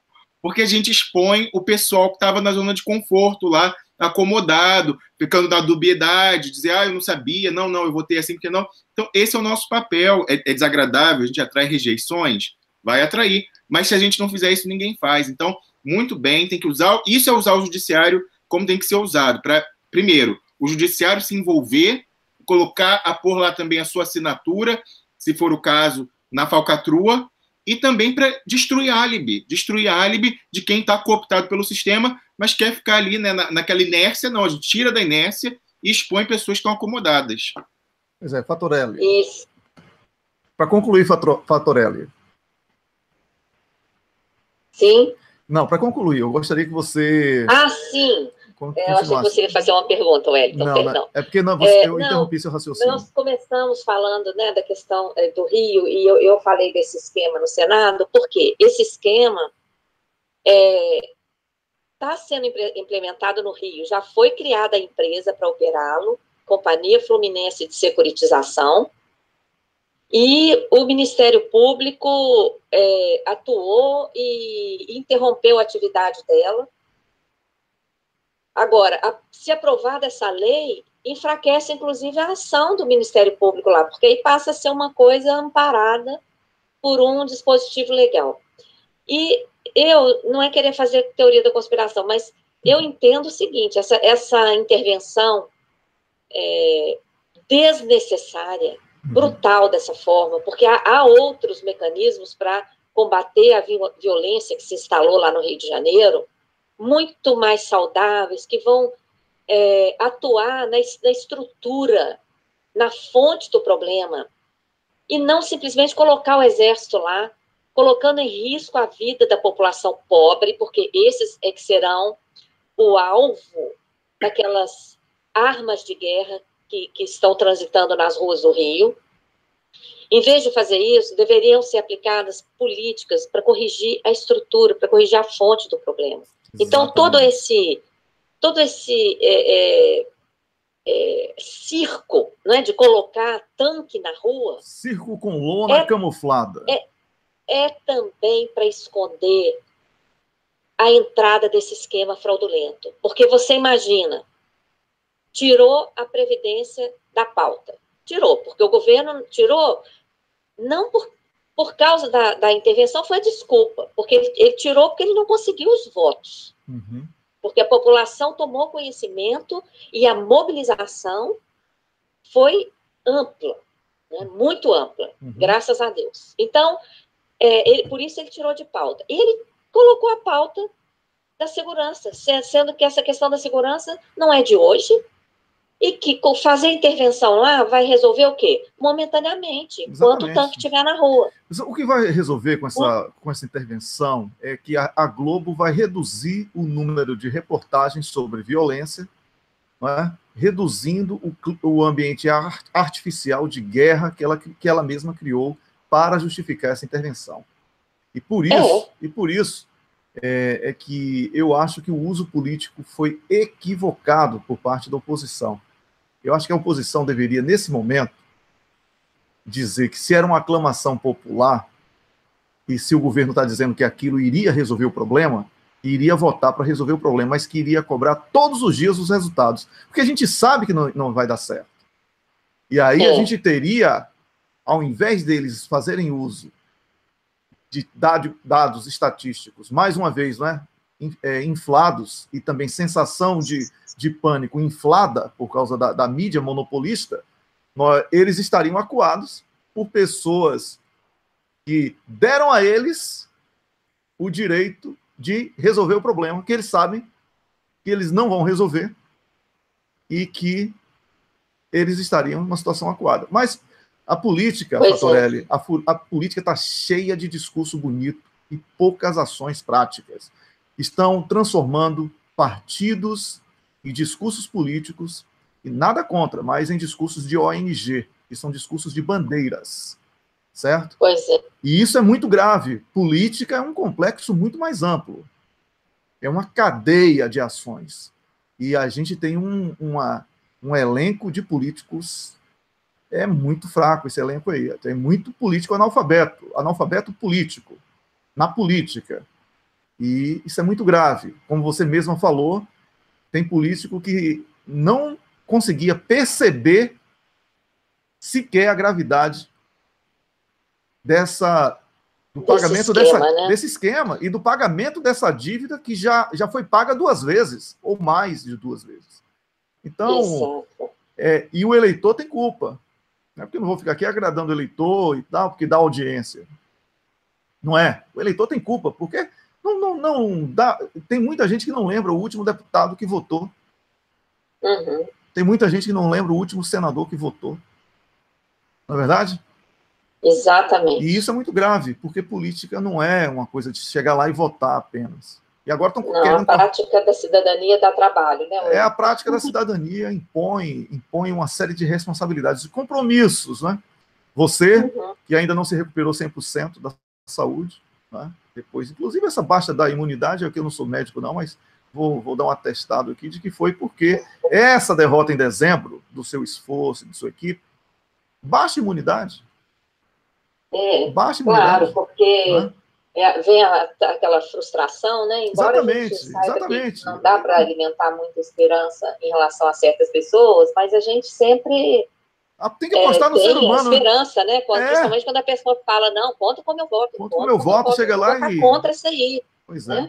Exatamente. E depois vai lá e vota a favor. Vai lá e vota a favor. Então, mas olha, Fatorelli, o importante é que você está do lado certo da história, tá? Eu quero agradecer a você por ter vindo mais uma vez, melhorar a qualidade do nosso debate aqui no Duplo Expresso. Toda vez que você chega aqui, o nosso programa fica mais elevado em qualidade, porque você é isso, você é qualidade no debate. E por isso queremos que você volte toda semana. Eu sei que você não tem tempo, mas eu não quero nem saber, nem Rômulo. Eu vou encher seu saco, eu tenho seu WhatsApp, só se você trocar de número, ou me bloquear, não é, Rômulo? Imagina. Mas eu quero ampliar aqui a nossa parceria. Eu quero que você, nosso público talvez seja maior do que o da sua página, da Auditoria Cidadã, e a gente quer promover essa parceria para poder divulgar aqui os trabalhos de vocês, as preocupações de vocês. E conte comigo em estratégias de comunicação, inclusive em off, a gente pode conversar depois sobre isso, tá? Porque... Que beleza, viu? E Rômulo também, assessoria jurídica, o Rubens, que acabou de comentar, porque nós queremos mudar esse cenário, tá? E com a ação política e jurídica também é que nós vamos transformar, tá certo? Tá certo. E eu vou te enviar esse folheto resumido que nós fizemos sobre agora PLS 459, 2017 na Câmara. Se você puder ajudar aí na divulgação, vai ser uma honra para nós. Não tem si quando é um pedido seu, aí é ordem, não é, Rômulus? É ordem. Felicidades para você, Fatorelli. Bom fim de semana. Se cuide aí, tá? A gente quer você forte aí. Wellington, Rômulus e toda a equipe, todos os ouvintes aí do seu belíssimo programa. Muito obrigado. Felicidades para você. Um grande abraço e bom fim de semana. Muito grata, igualmente. Eu conversei aqui com Maria Fatorelli, que deu mais uma aula, né, Rômulus, para a gente aprender sobre a dívida pública. Wellington, eu estava acompanhando com muita atenção tudo que a Maria Lúcia Fatorelli falou, mas esse seu comentário final aí, que você colocou sobre a questão da imunidade até, de ela ter ficado, é verdade, todos nós é que sofremos com isso, porque não é só a frustração também, o nosso empenho, desde o início do golpe, logicamente a gente tenta ser o mais profissional possível de distanciamento, mas a gente se apaixona pelas questões. E aí, com isso, a gente dorme menos, come mal. Você estava falando, eu comentei em confidência aqui, você falou, poxa, tem um tempão que eu como mal pra caramba, isso aqui não está me fazendo bem. Então, a gente se sacrifica e, obviamente, Maria Lúcia Fatorelli fez aí esse esforço para tentar, no último momento, acabar com aquela roubada lá em dezembro, e aí você depois tem ainda mais a frustração, né, de essa, poxa, mas a gente tem que marcar a posição e, como falou, o mais importante da atuação dela foi destruir a álibi, entendeu? Destruir a álibi. A gente não pode deixar mais ninguém se esconder atrás de álibi nessa altura do campeonato, porque o jogo é muito sério e as consequências são muito graves. Então, ela tem que continuar com esse esforço para, lógico, se cuidando, é a prioridade, que ela tem que ficar aqui, ficar muito bem, muita disposição, mas está certo, é na nossa mesma linha. E aí eu queria dizer uma coisa aqui interessante. Às vezes as pessoas não entendem. Você é jornalista, então eu vou falar mais sobre como eu falo. Eu não tenho a formação de jornalista, eu me tornei articulista. A maioria dos meus artigos são de análise e opinião, não de reportar notícia. Aliás, nosso site não é de notícia.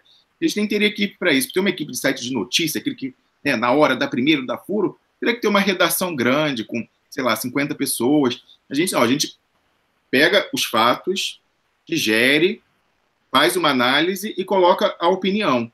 Então, assim, muita parte do que a gente faz, Wellington, quando a gente faz um artigo e publica, eu, pelo menos, assim, como ativista comprometido, é tentar influir, e quando eu vejo uma coisa errada, que aquilo que eu previ no artigo, o que eu falei que ia acontecer e o que eu critiquei, não venha se confirmar. Porque, como eu falei, são os pratinhos lá do equilibrista chinês. Assim, são várias coisas ao mesmo tempo. A gente vai vendo, às vezes a gente vê uma movimentação dessa aí, como o Rubens falou, de interno enfraquecendo a posição do Lula. A gente quer que ela não acontece. Então, a mesma questão da intervenção federal teve isso, Wellington. Porque... Por que a gente entrou tão duro nessa divisa da intervenção federal? E as pessoas vão entender. Mais uma vez, o presidente Lula, nesses dois casos, Wellington, nos dois casos, ele vem ao nosso socorro. Eu vou ler agora, ele fez um discurso que eu ainda não ouvi todo. Assim que acabar o programa, eu vou ouvir, porque eu adoro ouvir os discursos do presidente Lula. Eu sempre aprendo, nem ser pelo conteúdo. Eu aprecio, como analista político, Wellington, a maneira que ele fala. A maneira que ele fala, como ele passa a ideia, aquilo que a professora Maria Lúcia Monte esteve aqui uma vez com a gente, falou que ele consegue comunicar ao pobre, porque ele faz um discurso linear, ele começa falando de coisa concreta, poxa, você está sem dinheiro, está ruim, aí depois ele leva mais para a abstração política e fala, mas isso está ligado ao ataque à nossa soberania, ao ataque aos direitos, então é importante o referendo revogatório, é importante o pré-sal, para voltar, fechar o círculo e voltar e falar, porque aí você vai comer coxa de frango, peito, e não vai comer pescoço, que nem ele falou lá na Rádio Itatiaia, porque é isso, a gente tem educação política para pessoas que não têm educação política, se faz assim, você tem que falar da realidade, da concretude dela, é assim que se fala com o pobre, e como a professora Maria Lúcia Montes falou aqui com a gente, é algo que se aprende. O Ricardo Boulos, que foi criado, né, num berço de ouro, ótimo, bom menino, ficou lá morando com o MTST para aprender a fazer isso, está aprendendo cada vez mais a se comunicar, e o Lula, ele faz isso como ninguém, ele consegue vender como ninguém, e nesse discurso, mais uma vez, Wellington, pelo que eu já vi aqui, ele veio em socorro das nossas teses. Então, por que a gente entrou, e esse é o papel de influenciador, a gente não está narrando a política, a gente está narrando, mas analisando e tentando influenciar e mudar o resultado. É isso que eu tento fazer, por isso que eu comecei a escrever desde o início, senão eu não estaria aqui, eu não tenho formação jornalística, eu não quero clique de falar, o pessoal viu, eu dou a notícia primeiro, eu dei furo. Não, eu quero influir no resultado, eu sou um ativista, estou aqui porque eu quero tentar minimamente colocar o meu grãozinho lá na montanha, que vai pesar, para mudar para um lado ou para o outro. Então, esse é o objetivo. Então, por que a gente entrou tão duro e contra toda a corrente na questão da intervenção federal? E aí teve leitores que estavam lendo lá nossos comentários entenderam isso, Wellington. Porque a gente vinha ouvindo desde sexta-feira, a gente conversa com deputado, a gente conversa com senadores, a gente conversa com assessorias, a gente estava vendo que o pessoal ia vir para a votação dessa semana, na segunda e na terça, com um discurso muito equivocado e completamente diferente do que fez o presidente Lula. O pessoal ia vir com essa coisa, porque é fascismo, 1964, endurecimento do regime, olha aí o golpe militar, essas forças. A gente ouviu isso de parlamentares. Isso está errado. Então a gente entrou duro, isso é um vetor, está indo para um lado. Vamos lembrar lá das aulas lá do colégio. Tem um vetor indo para esse lado aí. A gente entrou duro com o vetor puxando para o outro, que é para, na somatória, tentar ir para uma direção mais certa, na soma dos vetores. Foi isso que a gente fez. Então, a gente entrou duro ali e a gente teve sucesso, Wellington. A gente teve sucesso. Quem viu os discursos de deputados, como a gente falou, que o problema não era exatamente votar sim ou não, mas sim como abordar. O presidente Lula falou, sou contra, mas a maneira que ele falou, ele não alienou quem na sociedade é a favor. A gente precisa desse voto. A gente não quer o voto limpinho de 20% da população. A gente quer o voto de 50% para pegar a caneta e poder mudar a maneira que as pessoas pensam. Para que o voto sujo vai se limpando aos pouquinhos. É isso que a gente quer. Então, a gente conseguiu com aquela... eu falei, a gente foi batendo, mandou para deputado, conversou, a gente teve resposta. Quando chegaram os discursos, todo mundo falou que a violência era importante, que tinha que ser respondida. O pessoal estava antes falando, não é assim não, a Globo fabricou. A gente sabe que a Globo fabricou, mas a percepção das pessoas não é essa, que elas estão dentro da fábrica. Não adianta você falar isso, você vai lutar com número contra percepção, não existe isso em discurso político. Então o presidente Lula chegou, mais uma vez, o presidente Lula fez o que a gente falou, ninguém em sã consciência pode se colocar contra uma medida emergencial para coibir a violência no Rio. Aí ele, pronto, o pessoal já abriu o ouvido, o pessoal lá que era, eu estou desesperado, é assalto, aqui no Rio, tem que fazer alguma coisa, o pessoal já começou a ouvir ele, senão, se falasse como a gente ouviu de certas militantes, é um fascista, quem quer intervenção é fascismo, não sei o quê, se alienou, se a pessoa é agredida, já não vai para ouvir. Então, o presidente Lula já chamou para conversa, e ele fala, mas eu acho que é errado, porque isso é um uso político, não vai resolver as causas, a causa é o emprego, então tem que olhar, isso aí vai expor as nossas forças armadas a serem cooptadas pelo crime, é chamar para conversar, o sim ou não interessa, a forma, e isso, modéstia à parte, Wellington, com o debate que a gente conseguiu travar no nosso seio, a gente alterou sim, a gente viu muitas pessoas lá no parlamento, nos seus discursos, rememorando a história que a gente... E até outros veículos aí. O pessoal foi resgatar... A gente está acostumado. O pessoal não fala que veio aqui, mas o pessoal vê. Mas falando lá da história do Moreira Franco contra o Brizola em 86, que eu testemunhei, que era pirralho lá naquela campanha, mas eu testemunhei, então eu sabia. Aí por isso eu botei, ótimo, a gente não quer o copyright, a gente queria influenciar. E ver isso na boca de parlamentar lá da tribuna, como a gente viu, deixa a gente muito feliz. Então a gente conseguiu, com aquela canelada dura na segunda-feira, mover o vetor e ajustar um pouquinho o discurso para não alienar tanto os representantes políticos das bases. Fala aí, Wellington. Pois é, eu estou aqui com a Baby Abrão, que é a nossa colunista e comentarista também de geopolítica, ela que vai lançar mais um artigo hoje, e artigo da Baby tem que ter lançamento apoteótico aqui no programa. Bom dia, Baby Siqueira Abrão. Alô, Baby. Bom dia, Baby. Cadê você, Baby? Olha, o que houve com o som da Baby? Tava tudo indo muito bem aqui, hein? Alô, Baby, está me ouvindo? Parece que houve um problema aí com o telefone dela, mas eu vou desligar e ligar de novo. Viu, Rômulo? Mas olha, foi muito bom você resgatar isso aí, porque eu sempre falo que eu sou contra a idolatria, eu sempre falo que a gente deve se preocupar com os objetivos, a gente não pode aqui ficar preso à vaidade, etc.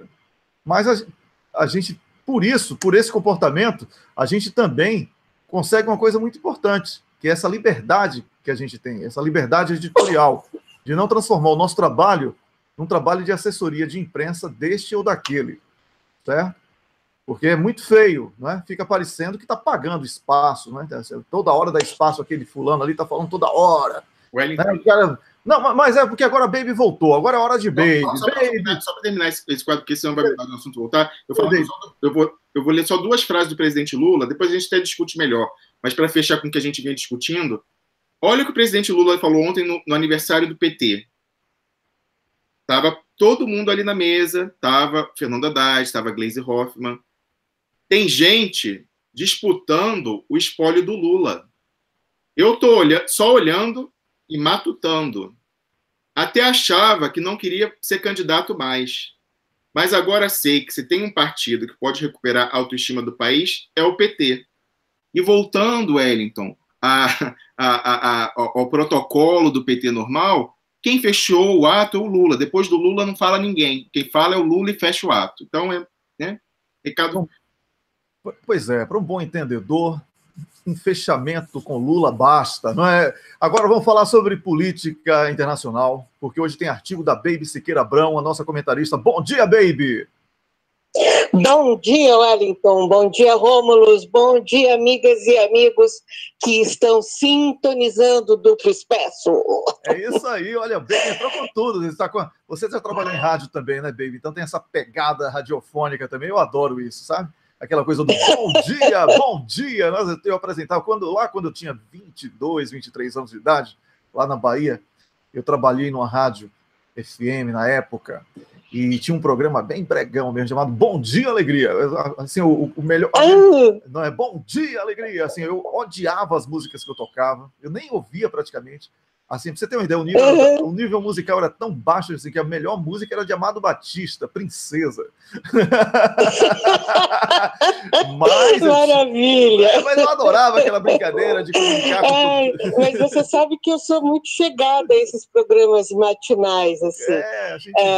Quando eu acordava de madrugada para sair para trabalhar bem cedo, né? Acordava às 4 da manhã, eu acordava e punha no programa do Zé Bétio, que tocava música sertaneja, e ele fazia todo um elan, assim...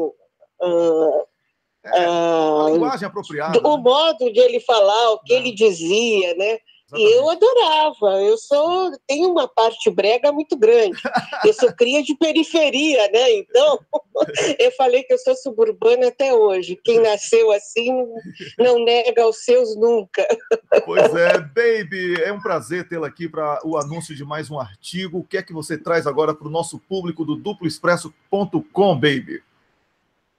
Eu posso, antes de falar nisso, fazer só um adendozinho sobre essa questão do Lula, do PT, do Haddad. Por favor.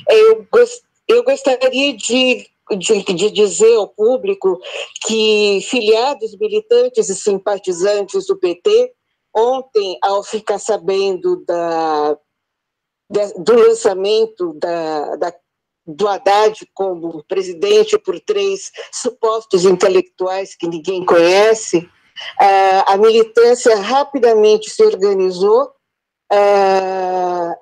Uma amiga e eu fizemos um manifesto, e esse manifesto está obtendo a adesão de centenas de pessoas de todo o país, inclusive do exterior, pessoas que apoiam o Lula e que não necessariamente são ligadas ao PT, porque é um movimento suprapartidário.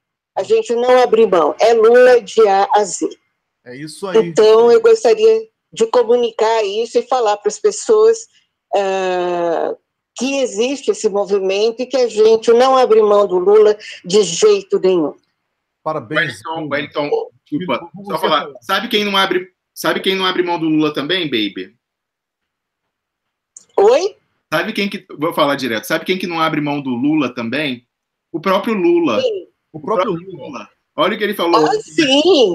Olha o que ele falou. Olha o que ele falou. O Romulo vai falar aqui. Olha o que ele falou lá no evento do PT de 38 anos.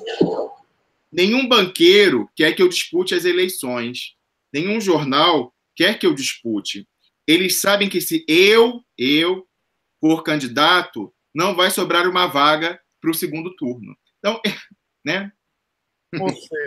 Ou seja, ele é ele, né? Baby, agora fala sobre o seu artigo. Fala sobre o seu artigo, Baby, que o tempo está Aqui é Just Like the Wind. Eu costumo falar isso aqui, né? Então, vamos lá. É o seguinte, a gente sabe que os Estados Unidos não deixam o mundo em paz nunca, né? Aí eu concordo com o Putin que os Estados Unidos transformam o mundo num imenso quartel, numa guerra constante, né? A gente não tem paz nunca. E ele sequestra os nossos sonhos, sequestra a nossa paz, e sequestra, inclusive, os nossos movimentos de protesto.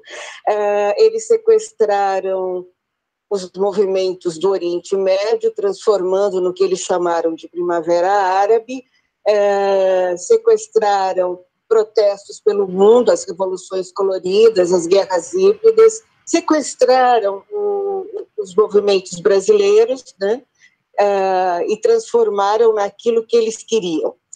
Eles são o império, decadente, mas ainda são império, porque eles têm armas e podem submeter quem eles quiserem, armas e dinheiro. Então, o que é que eu vou discutir esta semana?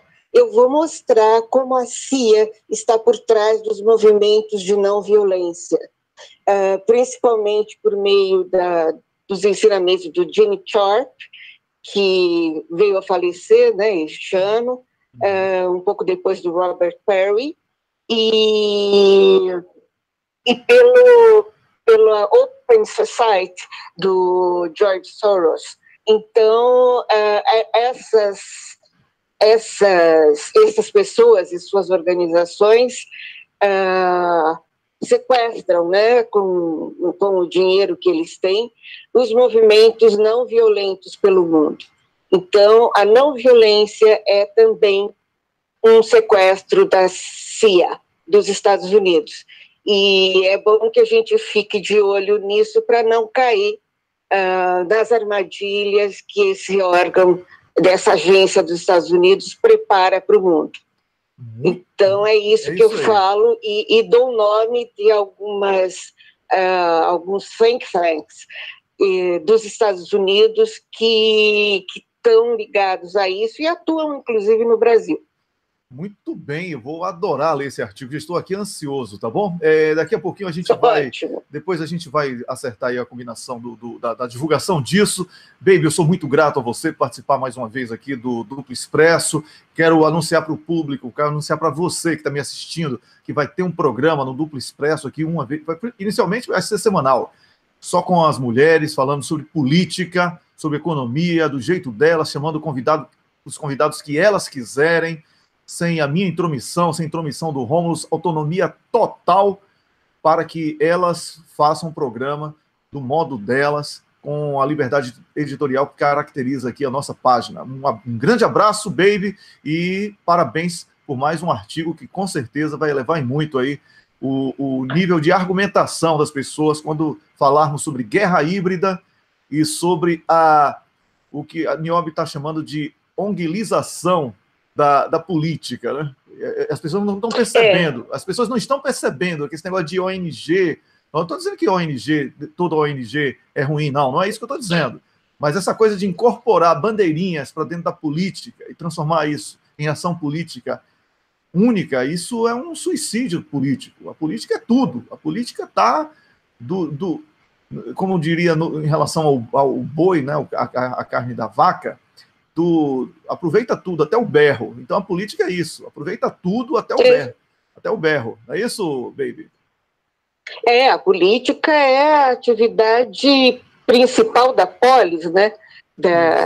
Aqui, essa herança bonita que a gente tem da Grécia Antiga.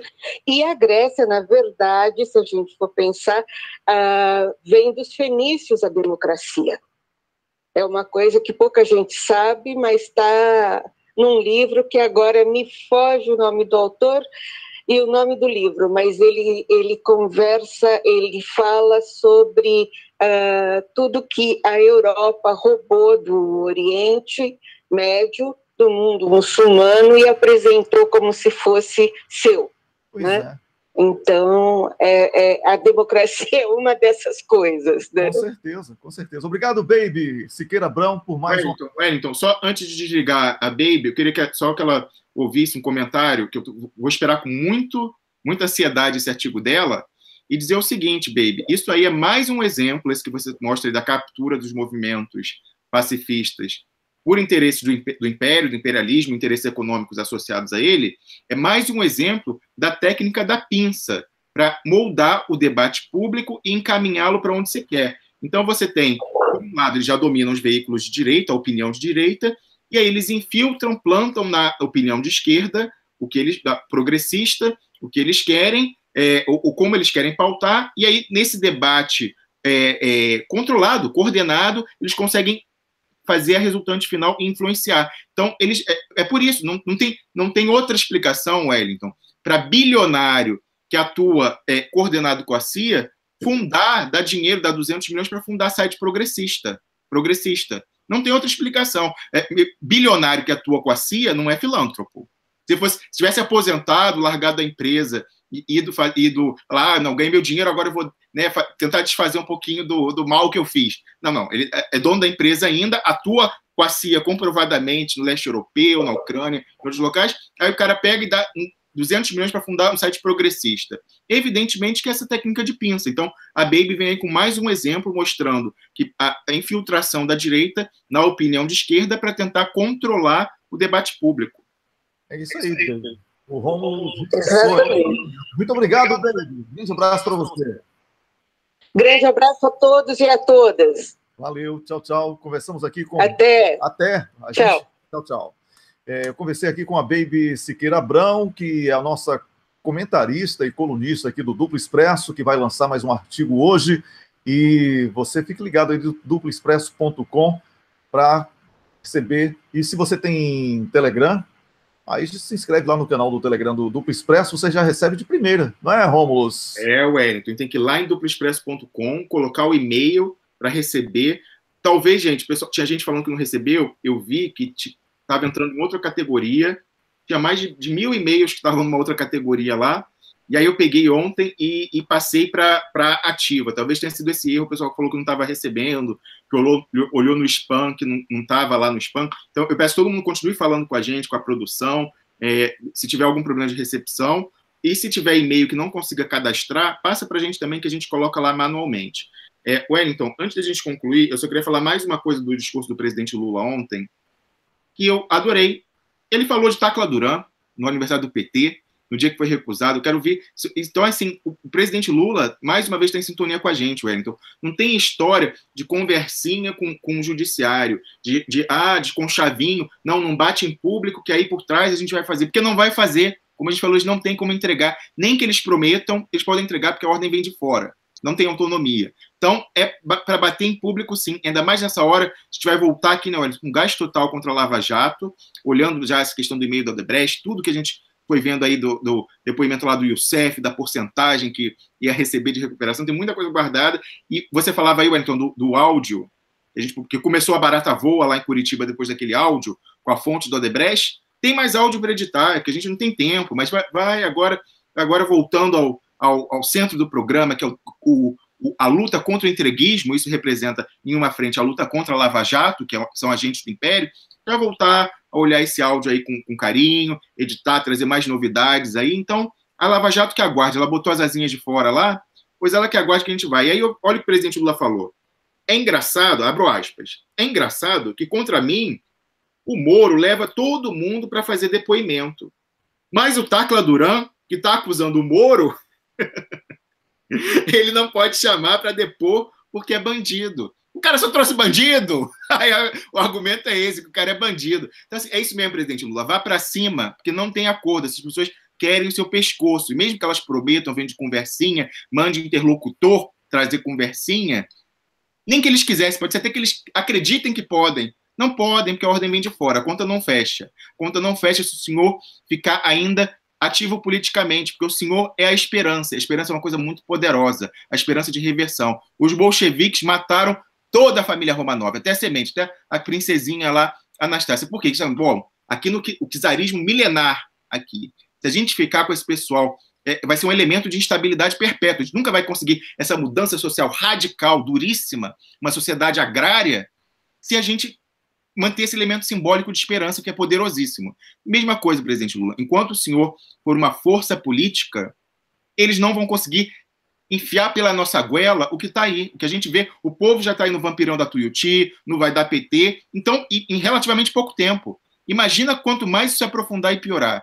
Então, o senhor está coberto de razão. Eles não querem acordo, vá para o pau, o Duplo Expresso estará sempre aqui como linha auxiliar para bater nesse pessoal do entreguismo e à sua frente da Lava Jato. E aí, para fechar, Wellington, queria só fazer um comentário. A gente teve essa questão da intervenção federal, ela era um limão. A gente tentou dizer como tornar o limão menos amargo. Mas tem outra frente ainda que se relaciona à Lava Jato. O Michel Temer conseguiu recuperar o protagonismo da política. As manchetes agora são sobre combate à criminalidade. Criminalidade, baixa criminalidade, né, do morro, do não sei o quê, da droga. Não se fala mais em Lava Jato, colarinho branco. Eles perderam o holofote. Então, saiu da juristocracia. A pauta da mídia era feita pela juristocracia, o que ela fazia, a reação, e agora ela passou para a questão da intervenção militar, que é um campo que foi político, uma intervenção política do Michel Temer. Todo mundo considerava já, Wellington, ele como pato manco, como se diz, uma pessoa que está lá só cumprindo tabela até chegar ao próximo. Não, ele mostrou que ele tem o poder da caneta.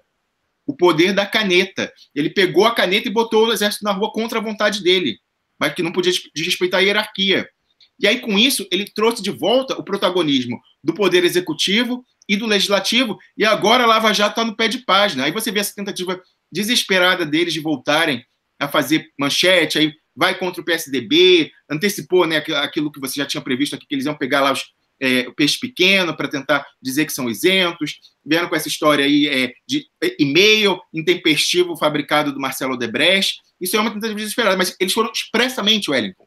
Foi o DD, voltaram às redes sociais, eles estavam quietinhos desde que a gente falou lá da FRA, estavam quietos, mas atingiu tanto eles a questão da intervenção federal no Rio, e voltaram. Aí o Dedê foi ao Twitter falar que era contra, que ele queria mandado coletivo para entrar no Congresso e rever e abrir tudo. Olha o nível, olha o nível. Dedê foi ao Twitter, Wellington, dizer que se é para ter mandado coletivo de busca e apreensão, ele queria um mandado coletivo de busca e apreensão para entrar em todos os gabinetes dos representantes da soberania popular. E foi o Carlos Fernando, mesma coisa. Fala aí, Wellington. Olha, um agente público que se identifica como DD, como na alcunha do crime, já deveria... Eu já venho falando isso aqui. Os políticos deveriam pedir a prisão preventiva de toda a turma da Lava Jato. É uma quadrilha. E ainda tem a mídia para bancar de ética e de que combate a corrupção. O político não pode se curvar, tem que partir, porque senão vocês é que vão ser engolidos. Dedê não pode botar a cabecinha de fora de novo, é um criminoso. Tem lá e-mail comprovando que recebia propina, certo? Então um moleque desse não pode abrir a boca para falar de habeas corpus coletivo. Habeas corpus coletivo deveria ser para prender a panela da Lava Jato. Olha o nome, panela da Lava Jato. Tá bom?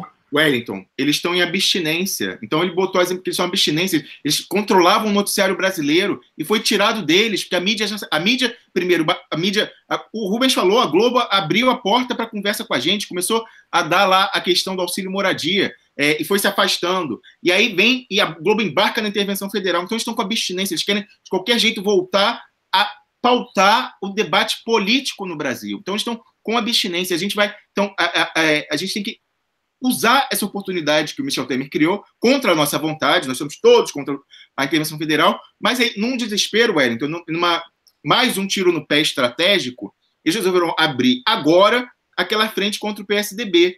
Então, é como eu falava aqui com o Rubens, agora é a hora da gente se reunir com todo mundo político, todas as forças políticas, para ir contra o inimigo de toda a política, que é o primeiro que tem que ser abatido. Depois, entre a gente resolve na política. Como vimos disputando aí há 30 anos. Agora, a juristocracia não, porque ela quer solapar toda a política. Ele quer busca e apreensão, Wellington, em todos os gabinetes. Ele quer ter todo mundo de refém, como ele já tem o dossiê de 20 anos lá que eles têm, e querem guardar para ficar pautando voto de deputado e senador. É isso que eles querem. Então, primeiro a gente elimina esse. Então, fazer a reforma da lei, tem que fazer para tirar esses poderes exorbitantes deles e ir para cima. Então, eu vou renovar aqui um pedido, Wellington, que eu fiz no ano passado. Incrível. Até agora não foi cumprido. A gente tem aqui uma grande audiência de assessores e até de parlamentares mesmo. Eu vou renovar. O Tacla Duran voltou ao noticiário porque essa frente também foi contra ele. A gente aqui especulou no programa, Wellington, que o Tacla Duran talvez estivesse negociando alguma coisa lá com Curitiba, porque ele prometeu aqui para a gente aquele documento provando que o Sérgio Moro comete fraudes processuais, que era a carta rogatória clandestina. Ele tem em posse um documento expedido pela Justiça Espanhola, um órgão de outro país oficial, mostrando que o Sérgio Moro mente. Que ele falou que não podia pedir a rogatória porque não sabia o endereço. O Ministério Público e o Sérgio Moro mandaram uma carta rogatória clandestina que não constava do processo. O doutor Cristiano Zanin não conhecia, antes do Tacla Duran entrar na mídia, querendo saber o que ele tinha. Só que aí, até demora para processar, e aí, enquanto isso, o Tacla Duran deu entrevista na Folha de São Paulo, foi à CPMI, teve o depoimento colhido pelos deputados lá na Espanha, e aí perdeu o objeto. E aí, se eles fossem, foi marcado para o início de dezembro, Wellington, se eles fossem lá, eles iam comprovar a mentira. Então, eles não apareceram, os procuradores, no dia que foi, salvo engano, 4 de dezembro, marcados os procuradores ouvirem o Tacla Duran na Justiça Espanhola. E aí eu falei aqui, o Tacla Duran prometeu que ia dar esse documento da citação que ele recebeu em casa, não mandou. Assim, ele foi falando, prometendo, olha, vai ser amanhã. Aí quando chegou a hora da onça beber água, que era o Rubens com aquela peça Amicus Curiae, lá no TRF4, antes do julgamento do Lula, eu falei, olha, a gente quer anexar, vai ser... Não, hoje eu vou lá no escritório de advocacia e de lá mesmo eu te mando. Sumiu, assim, de celular desligado, 3 semanas, todos os celulares de outro país, do Brasil, sumiu. Aí depois foi voltando discretamente e tal, e a gente cogitou aqui, né, Wellington? Não sabemos, mas assim, parecia que talvez ele tivesse negociado, o pessoal lá da Lava Jato deixava ele quieto, ele parava de falar, sumia, e que a gente não fazia juízo moral, porque ele que sabe a circunstância, a família dele toda é ameaçada, teve que sair do Brasil. Então, mas a gente tem que saber. E a gente tem que saber quem que é agente duplo, quem que passou de lado, tudo isso. Então, a gente alertou aqui para essa circunstância. Ontem, né, essa semana, o Sérgio Moro investiu contra o Tacla Duran. Então, se havia alguma necessidade... a gente tem que ver também se não é jogada combinada. Vamos olhar, isso é uma hipótese. A outra hipótese é que a negociação não frutificou. Então, o Tacla Duran, em vez de publicar lá no Twitter dele nota tentando explicar, pegue, Tacla Duran, a rogatória fantasma do Sérgio Moro e publique no Twitter. Não precisa mandar para a gente, não. Publica lá, comprova para toda a internet, todo o Brasil, a fraude processual da Lava Jato, que o Sérgio Moro é um mentiroso, que eles estão fraudando o processo, que é crime, que eles estão obstruindo a justiça e tem que ser presos por causa disso, cautelarmente. É isso que se você realmente está comprometido em desmascarar a Lava Jato, é isso que você tem que fazer. O presidente Lula falou lá. Não tá. Tacla Duran não tá. Se ele tivesse, você já falou isso com ele quantas vezes? Eu já falei isso com ele quantas vezes? Não tá. Wellington, isso foi só... Não vamos apostar em tiro na água. Isso, mas vem calhar o seu comentário. Isso é o Tacla Duran. Mas aí eu vou renovar o pedido que eu fiz em dezembro, Wellington. Eu mandei para deputados, mandei aquela época para o Vadir Damus, para o Paulo Pimenta, que eram pessoas que estavam lá na frente, na CPI. Eu falei, olha, uma fonte minha no Ministério Público, me falou que os deputados, com as suas prerrogativas, têm que ir lá na Procuradoria-Geral da República e pedir acesso a todos os arranjos administrativos para essa viagem. Isso é burocrático. Então, teve reserva de passagem, pública, porque tem aquela empenhar, né? Verba pública, tudo fica registrado. Você não faz assim um gasto, tudo fica registrado. Então, vai pedir a passagem, a reserva da Espanha, o pedido de diária, né? Porque eles em viagem tem diária, toda a justificativa lá do agendamento, vai atrás de deputados, parlamentares e senadores. Quem está nos vendo aqui, eu renovo. Se vocês realmente estão comprometidos em ajudar o presidente Lula contra a Lava Jato, para ir além do gogó, usem a prerrogativa que vocês têm como parlamentares e exijam lá na Procuradoria-Geral da República, hoje, oficiem para receber os dados da viagem lá do Pozobon, que eu chamo de Preço Bom, procurador Preço Bom, e o outro companheiro dela, na clandestina fantasma para o Tacla Duran. Se o Tacla Duran, como a gente está achando aí, não está efetivamente comprometido com desmascarar a Lava Jato e está tentando negociar um acordo paralelo dele, a gente pode bypassar o Tacla Duran e vão vocês lá na PGR exigir essa documentação. Foi uma fonte do Ministério Público que me deu essa dica. E eu falei isso aqui para deputados no ano passado, em dezembro. Como que se passaram 3 meses e ninguém fez isso? Essas pessoas estão realmente comprometidas em combater a Lava Jato e ajudar o presidente Lula? Ou tem gente querendo... Eu acho que você está antecipando o seu cocô do dia aí. Ou tem gente querendo, como disse o presidente Lula, para fechar, Wellington, eu vou repetir a fala dele ontem lá no negócio. Será que eles estão realmente comprometidos com Lula sendo o plano de A a Z? Ou, como disse o presidente Lula, tem gente disputando o espólio do Lula. Eu estou de olho e matutando. A gente aqui também está matutando, Wellington. E esse é o meu cocô do dia, como você falou. O pessoal do Gogó, que diz que está com Lula até o fim, mas que está já de olho no que vai sobrar para ele quando o Lula sair de cena. Eu batizei fim de semana aí esse povo de Marighella, né?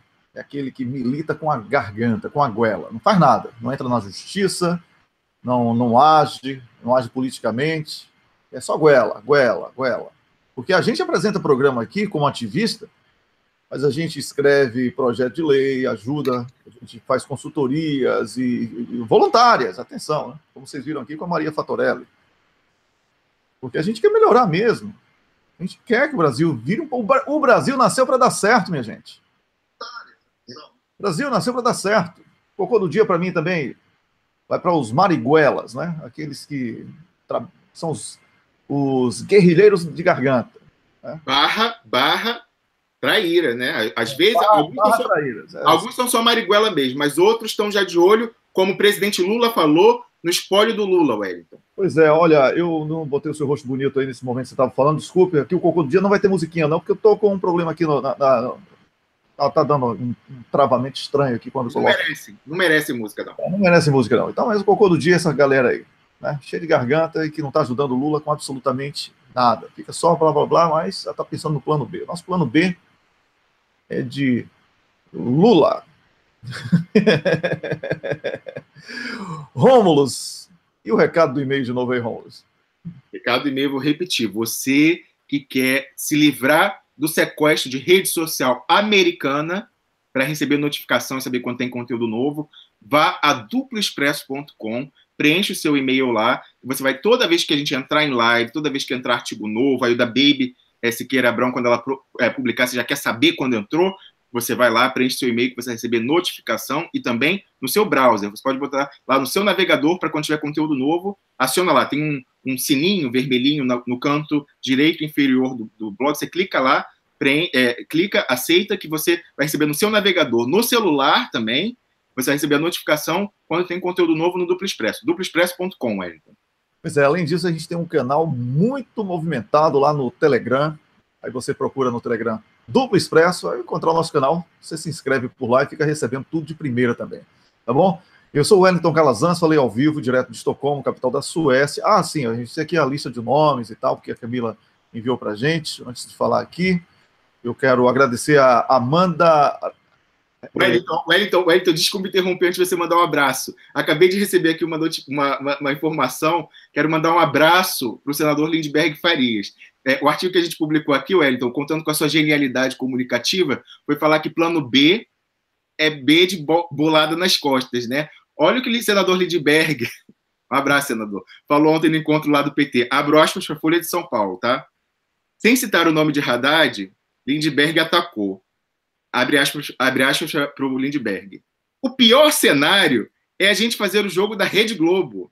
Falar em plano B, isso é bola nas costas. Um abraço, senador Lindbergh.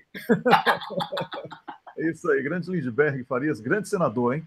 Amando Rabuski, Gilberto Cruvinel, Tereza Afonso da Silva, Magda Carvalho, Fabiana Matos Sampaio, Francisco Silva, Gisele Rabelo Machado e tantas outras pessoas que estiveram aqui com a gente. Eu agradeço a você que está fortalecendo o nosso trabalho. Obviamente que nem tudo que a gente fala você concorda, mas quem disse que eu concordo com tudo que você acredita? Nem por isso eu deixo de gostar de você. Então continue convidando seus amigos para participar dessa corrente forte, ampliando o debate, porque a gente quer um Brasil melhor. E um Brasil melhor se faz com pluralidade, não é? O Brasil é um país da miscigenação. A gente tem que transformar isso também na harmonia entre as ideias diferentes. As ideias diferentes precisam viver harmonicamente e o Brasil é o lugar ideal para isso, tá bom? Eu sou o Wellington Calazans, falei ao vivo direto de Estocolmo, capital da Suécia, com o Romulus Maia, que está em Berna, capital da Suíça, para você, onde quer que esteja, acompanhando a gente. Um abraço para a equipe do Duplo Expresso, que faz desse programa o sucesso que ele é. Até lá, amanhã não tem live, domingo à noite a gente volta certamente com a live especial de domingo, tá bom? Um grande abraço e continue acompanhando a gente nas redes sociais e compartilhando o nosso trabalho. Até lá. Em duploexpresso.com.